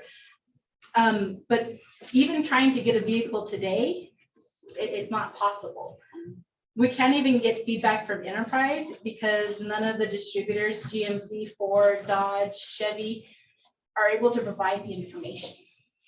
So even if we wanted to change it out, maybe get a cheaper vehicle, we may never get that vehicle this fiscal year or next fiscal year. We've been waiting for one of the ones for the police department since February. It's being outfitted currently is what I believe. You said actually built in August. So built. These don't come off a car lot. These are actually designed for us. So we're waiting, but that is included. And we can go through each of the line items and each of the numbers and have that discussion as well. I wanted to show you without making significant changes where we stood, what we would be losing. The slightest increases help, that they truly do. With the proposed increase in rates, going back in and updating accordingly, you may have a couple funds that still fall short. We can use the fund balance or net position or reserves, however you want to word it to cover that difference, but just remember, it doesn't mean we're going to use it. The only other way to reduce a budget and keep all of the programs and the needs of the public is to reduce your staff. In our budget policy that was just passed, I know that has been brought up, but it was just reaffirmed. It's never really been followed. Does say to reduce, you cut employees. We can take out the raises, we can take out positions. Mr. Stevens had some pretty thought-provoking comments. Could you address the specific concerns, please? I would have to know exactly. I didn't write them all down. Mr. Stevens, could you reiterate on some of your concerns, please? For me, the simple question is, the budget is listed right now as presented tonight as a deficit of $880,000. Simple question in my mind is, what's the plan to meet the $800,000 deficit? Either make reductions based on council conversations and discussion, or utilize fund balance net position. So in my view, that's what I thought you were all going to talk about tonight is, what's the strategy for council to get there? Because right now, you don't have a balanced budget. Your budget requirement that you all pass is you have to have a balanced budget. And I think residents, including me and everyone else, wants to know, what's the plan? It's almost $1 million. So Last year, based yes, on discussion, if we increase some of the rates, that reduces it. We have dedicated projects that can be covered with those reserves. yeah. And so you all have to approve a budget that's going to come out, I think, according to the calendar. It says that today was to present the draft proposed budget. The next August 1st will be the first reading of the budget. So based on feedback from council tonight, the corrections can be made and the draft can be given back to them. And I presume all of the requirements of the budget policy will be met as well, which is forward-looking for 3 years and all the elements that you passed in that document on the 21st of June. It is not currently in the budget. And so just as a simple resident and one who sat where you all, those are things that most people would expect. Follow what you say you're going to go do. And how do you fill that budget? So I'm looking forward to hearing what the answer is going to be. I guess I have some of those concerns because I feel that this is the first reading that we should be further ahead. And we're having discussions on how to cut and all this that I feel we should have been having weeks or no, months ago. I feel that we still have quite a bit of unknowns and we're leaving too much to the unknown. We've had 4 budget workshops. I know we have, but I just thought we were going to be further ahead and have a balanced budget by the time we did the first reading.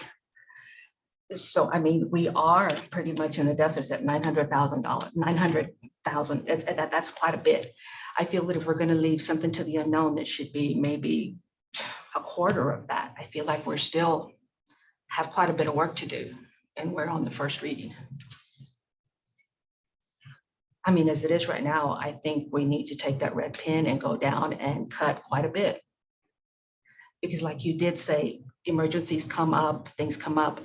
I know we have to use the funds and I know we have things that we need to do, but are we trying to do too much too fast? I don't know. There's just too many unknowns for me right now. So when you say unknown, can you be more specific? Yes, depreciation is not put in there. We don't know what the tax rate's going to be. We still don't know how much we're going to be getting in as far as the tax rate. So the tax rate isn't available. Yeah, and I know not a until lot. July 25th. Yeah, I'm not saying it's anybody's fault that it's not there. I'm just saying we have a lot of unknowns that we can't, for whatever reason. I'm not saying it's you. I mean, you've done good here. I just think that there's a lot of things that we don't know right now to be dealing with such a high number. So would council like me to go back and work with each of the departments to make continued cuts? No, I'd like to make a comment. I won't be as eloquent, I'm sure, as Mr. Stevens or Ms. Rodriguez. We have sat stagnant for years and let everybody else raise all their stuff. We're losing employees. We can't compete for an employee anymore.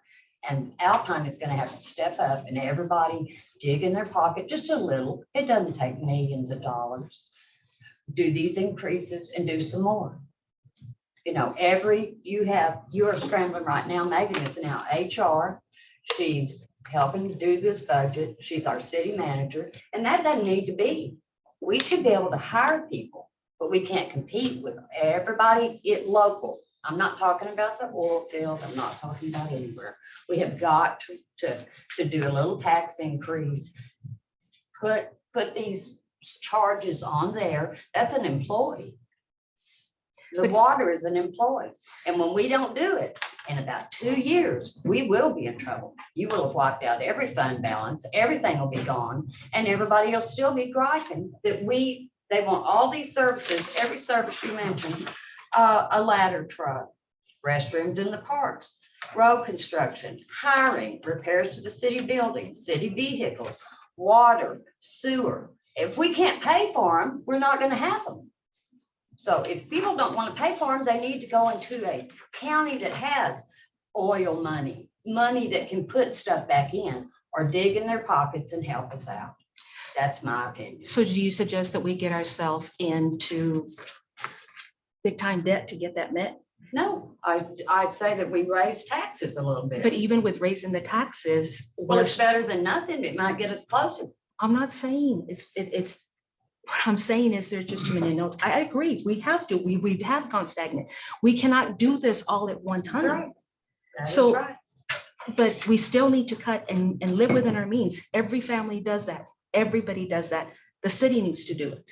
I think we're living within our means. I think that's We showing have, us we have a within our deficit of means. $900,000. Well, that's according to Mr. Stevens. What do you say, Megan? Would you Are we like, would you like $900,000 to in look debt? at, would you like to look at your numbers right here? That's, I'm asking Megan a question. So the budget isn't balanced because it doesn't include additional fees and other conversations. That's why we're having a conversation to balance. General fund is balanced. It does use 282,000 from the reserves. It's the enterprise funds that don't. If the enterprise funds are raised like water and sewer and gas, that could pay for them and also maybe put a little money back in the general fund, couldn't it? And when we have the completed rate study, that may show us something completely different. I know that may other tell cities us in West we're way Texas have behind. taken water and sewer rates to a level where they make sort of a surplus. And that surplus goes back in the general fund to help pay for services. It's a common thing that's done in West Texas. I want to make a comment on the positive side. First off, we don't know what the ad valorem tax rate, or not rate, but taxes are, or property values are right now. Because we haven't been able to do that at the CAD, so we don't know what property values we're going to be able to tax. We also are looking at a new Dollar General coming into Alpine. Potentially, we're going to annex the property so we can collect their property taxes. We can collect their sales taxes, which will be additional revenue to the city. Those are some, in my opinion, positive things. Megan and I have talked about looking at all the different items that we have that we charge, like a building fee. How much is that? How much is a rental on the Civic Center? How much is the mixed beverage taxes, franchise taxes? And there are certain things like this. She's going to put together a left and right study where the left is the current and the right is the projected.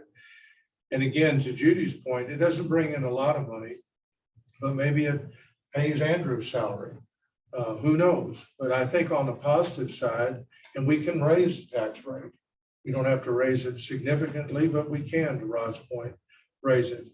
And I think we can concentrate on the positive side of things coming down the pike, certainly into our next fiscal year, and not, maybe it's 800,000, or I mean 900,000.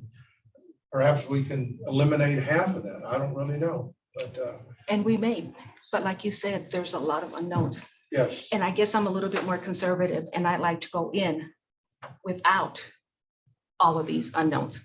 We've got to remember that, look at all the emergencies we had this year. All the things that came up that were not in the budget. Thank God we got through okay. But are we pushing our luck? I mean, like I said, I'm more conservative. I want to know a little bit more and be a little bit more certain because things are going to happen. Like Mrs. Stokes said, yes, we have our infrastructure that is down and it is horrible, and I understand that. But until we get to a point where it's working, we're going to keep having these high cost emergencies that we're not ready for. And it worries me that we're using too much of it and we're leaving too much to the unknown to be able to handle all that. You're using it to balance a budget. You're not actually using it to cover the cost. But we might have to. And that's a conversation we have when that comes. That's where I come and the director of finance comes and says, hey, we have a problem. We're about to go into our reserves. We're about to utilize that position or fund balance. What do we want to do moving forward? We haven't had to do that and have that conversation this year because we haven't done it. So then what do we do when we're halfway in through it? And then how do we fix that when we see ourselves in that hole? So one of the conversations I brought up is debt is inevitable. I'm sorry, I hate to say it. I know no taxpayer wants to pay for it. But we can't keep doing what we're doing and expect 150% return. We're gonna have to go out for debt. If not this year, next year. If not next year, the year after. We know that in order to get that wastewater treatment plant where it needs to be, that is gonna be debt. That is gonna be a grant, that is gonna be debt, that's gonna be infrastructure money. That is gonna be anything and everything that the city can utilize to get that taken care of. Because no one can pay 4.6 million with $2 extra a month. Right. And right now, we don't have the extra money to pay for that debt. I don't foresee us being in a better position 1 year, 2 years, 3 years from now. So how are we going to be able to pay that debt back? So in 2013, when we were $1 million in the hole, we came out of it in 3 years. It is, it can, I'm sorry, it can happen. It can happen, but It's investing wisely, it's having these conversations, it's understanding that if we go out for debt, how is it gonna affect our tax rate? Tax rate for the general fund, interest and sinking covers the general fund portion, if we even utilize debt for that. Water and wastewater is completely different. Those are revenue based. Those are the rate study that shows us if we were to even go out for debt, this is the minimum we would have to charge in order to take on that new debt. We don't just take it on. It is a very serious, long, drawn out conversation. It's public input. It's having that conversation. We want a new wastewater treatment plant. We want to replace all the water lines, lead and copper, prime example. We're required, once again, we'll add this to the letter. Required by state legislation to replace and remove all of our lead and copper. We're not prepared. Same with the gas. and I understand all that. I guess, like I said, maybe I just don't understand the procedure right. But to me, if I've got my budget set up and I know that my house is falling apart and I need to do something, it's getting a loan, and this is how I see it. It's getting a loan when I know that I'm having trouble meeting the bills that I have right now. How am I going to pay for that loan? I know my house needs repairs, but how am I going to do it? So you have the hard conversation with yourself and anyone else who's assisting you. You look at the interest rates. Otherwise, you live in a home that's falling apart. I'm not gonna have that conversation with a resident. I know this that, is your home, it's falling apart, but we can't take a loan. My idea of that is fixing the room at a time, or fixing the electricity first before I go in and want to fix all the plumbing and the electricity and the gas. I mean, whatever. I mean, I guess like I said, I'm more conservative. I want to see us doing it a little bit at a time and without. But you have every department operating at the same time. You can't give, well, you know what, this year we're only gonna work on streets. We're not gonna help the police department. We're not gonna help animal control. We're not gonna help water. We're not gonna help. It's harder because you have to look at it the whole. It's every department working together. And that's it. I will go in and make cuts. I mean, but I would like to also put in there the proposed possible increases. Look at where we're at with the appraised values. It may change. Okay, we have another question. Would you like to take it? Okay, come on up, Mr. Stevens.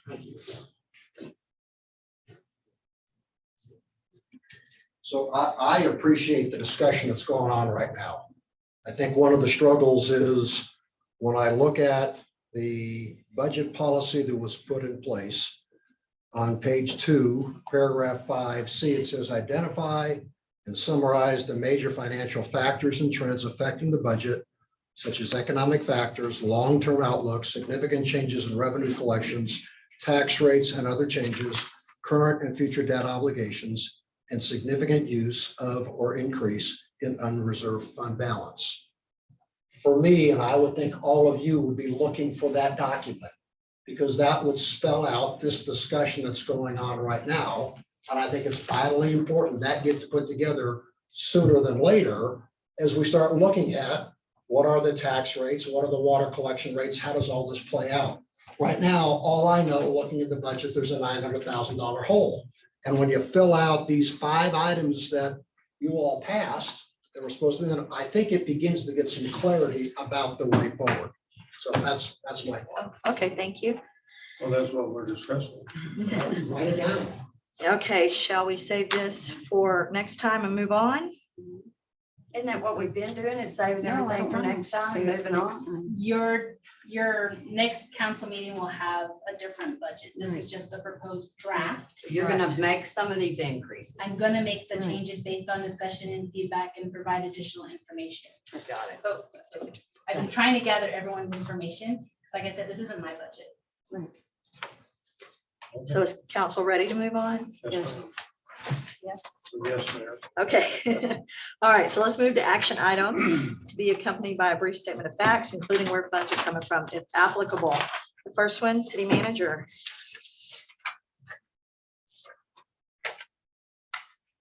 Approve the first reading of ordinance 2022-07-01, an ordinance annexing lots 2 through 12, block 1, Allen addition to Brewster County that is adjacent and contiguous territory to the city, approving a service plan for the annexed area. Okay, I need a motion. So moved. Okay, a second. I'll second. Okay, discussion. I want to ask Rod, Rick brought up the fact that we could annex lot 1 where the old Dr. Pepper bottling plant was without his approval. No, as I explained to y'all, when this discussion came up about 6 weeks ago, there's a hierarchy of laws, federal and then state and local and then ordinances. We may have an ordinance that says we can annex. The state has passed a law that trumps that. The state has passed a law that says if you want to annex somebody now, you have to go get their approval. So we have approval for every lot on that block except one. So the new state law would override the Local city ordinance. charter. Just the same way a federal law would override a state law. So just for some clarification, in 2019, HB 347 completely closed the book on all unilateral annexation. And now state law completely preempts any charter provision. So we can do this. We can do this, but we could not annex that last lot against the owner's wishes. And we did ask. We sent Yeah, I him a know. letter and asked. And we said it Okay. was at the last meeting. Okay, any other discussion? Okay, let's vote. All in favor, raise your right hand. Okay, unanimously, ordinance annexing lots 2 through 12 is approved. Okay, next, city manager. Approve resolution 2022-07-16, a resolution authorizing the closure of the high-intensity drug trafficking areas checking account. Okay, I need a motion. Second. I'll second it. Okay, discussion. I have a question. Out of curiosity, how much money is in this check? Do you know? $150 or something? So I mean, is it enough to make any difference? let me give you a little background first before I answer that. Okay. So the HIDA checking account was established as a thought process that it was needed for this specific grant. All of the expenses actually come out of the general fund checking account. Now, this grant is managed and recorded in a separate fund. Everything's recorded differently. We get audited, we're good. The checking account has kind of been the general fund saving, put it aside. There's over 500,000 in the account. It's a year and a half of not moving the money. So what would become of that 500,000? It goes into the general fund. It belongs to the general fund. It does not belong to a grant. It doesn't belong, it literally goes back into the general fund. So every year on the books, it does show that it's in its own separate account, but it shows all the expenses coming out of the 2003, which is our general fund checking account. So would it have any impact on No. this? The money is accounted for correctly. Instead of it being in one checking account, it's just in two. That's it. A lot of money. Okay, any other discussion? All right, let's vote. All in favor, raise your right hand. Okay, approved unanimously to close the high-intensity trafficking area checking account. Okay, the third one, city manager. Approved resolution 2022-07-17, a resolution approving the Total Administrative Services Corporation Health Reimbursement Arrangement Employee Benefit for the fiscal year 2022-2023. Okay, I need a motion. I move. A second. Second. Okay, discussion. Okay, see none. Let's vote. All in favor, raise your right hand. Okay, approved unanimously All right, the fourth item, city manager. Approved resolution 2022-07-18. A resolution authorizing the city to participate in the Texas Water Development Board Asset Management for Small Systems Program. Okay, I need a motion. I move. Second, Second. discussion. Can you give us a little background on that, Megan? Yes, so this should sound familiar. So the Water Development Board initiated a pilot several years ago. They actually do all the groundwork to find an engineer to come in and do an assessment of our utilities. What's in the ground? How old is it? Basically come up with an inventory and an asset list. The city utilized the same concept on their own in 2018, not going through the Water Development Board. We weren't part of the pilot. We didn't get our foot in the door. They've now opened this back up as an actual program for small rural cities like Alpine at no cost to us. They do all the work. We submit an application saying, hey, we really need your help. They find the engineer. We do have some input on that due to history, some we wouldn't use. But they do it all for us. And then they come back in with kind of a report and some guidance of areas of town that, you know, maybe your focus needs to switch into this area, or we may think it's another area. We'll know more along the lines of how old our sewer system is, what areas of town need to be replaced. We'll know more of the depth, the mapping. They really come in and do what we originally wanted from 2018. Doesn't mean we'll get it, but we definitely don't want to leave an opportunity missed. How much is it? I believe they have it set up. The award is 150 or 175,000. Any other discussion? Okay, let's vote. All in favor, raise your right hand.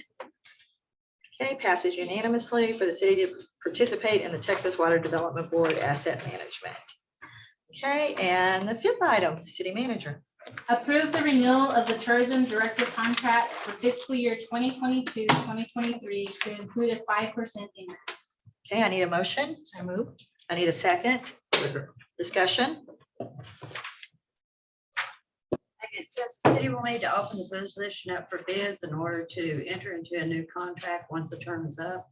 Yes, so if you read the contract. So somebody may beat him out, is that what you're saying? I doubt it. Just trying to take care of it, look after you, Chris. So in the contract, you'll notice what was the original contract from 2018 was slightly changed for 2020. So there is a little bit of contradiction as far as the term. We're utilizing what was improved in 2020. It does include for basically a 3-year renewal. It wasn't presented before council last year. There was no increase in pay or rate. But based on this contract, fiscal year 2023, we would have to go out for a new RFP for a new director. Any other discussion?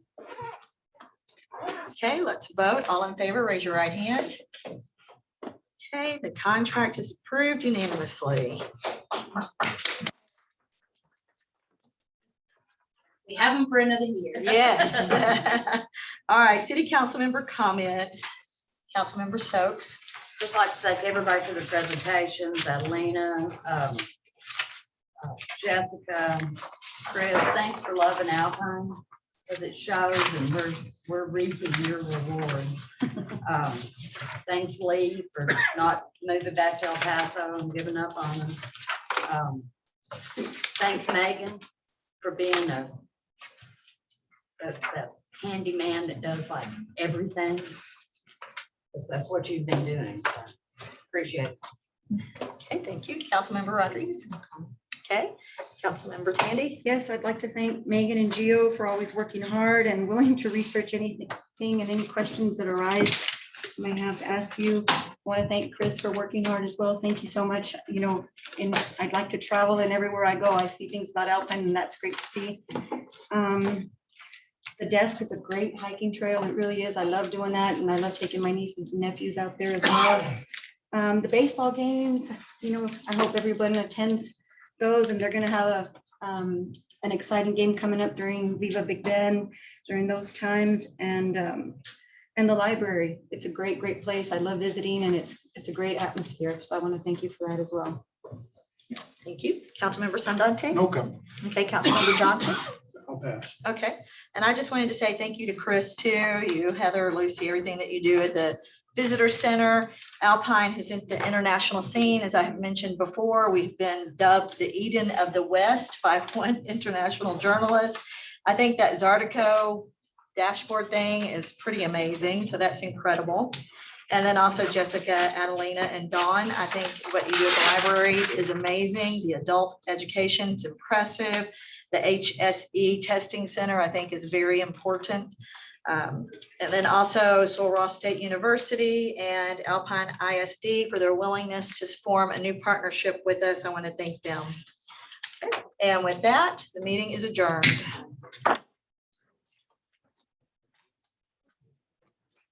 Thank you so much.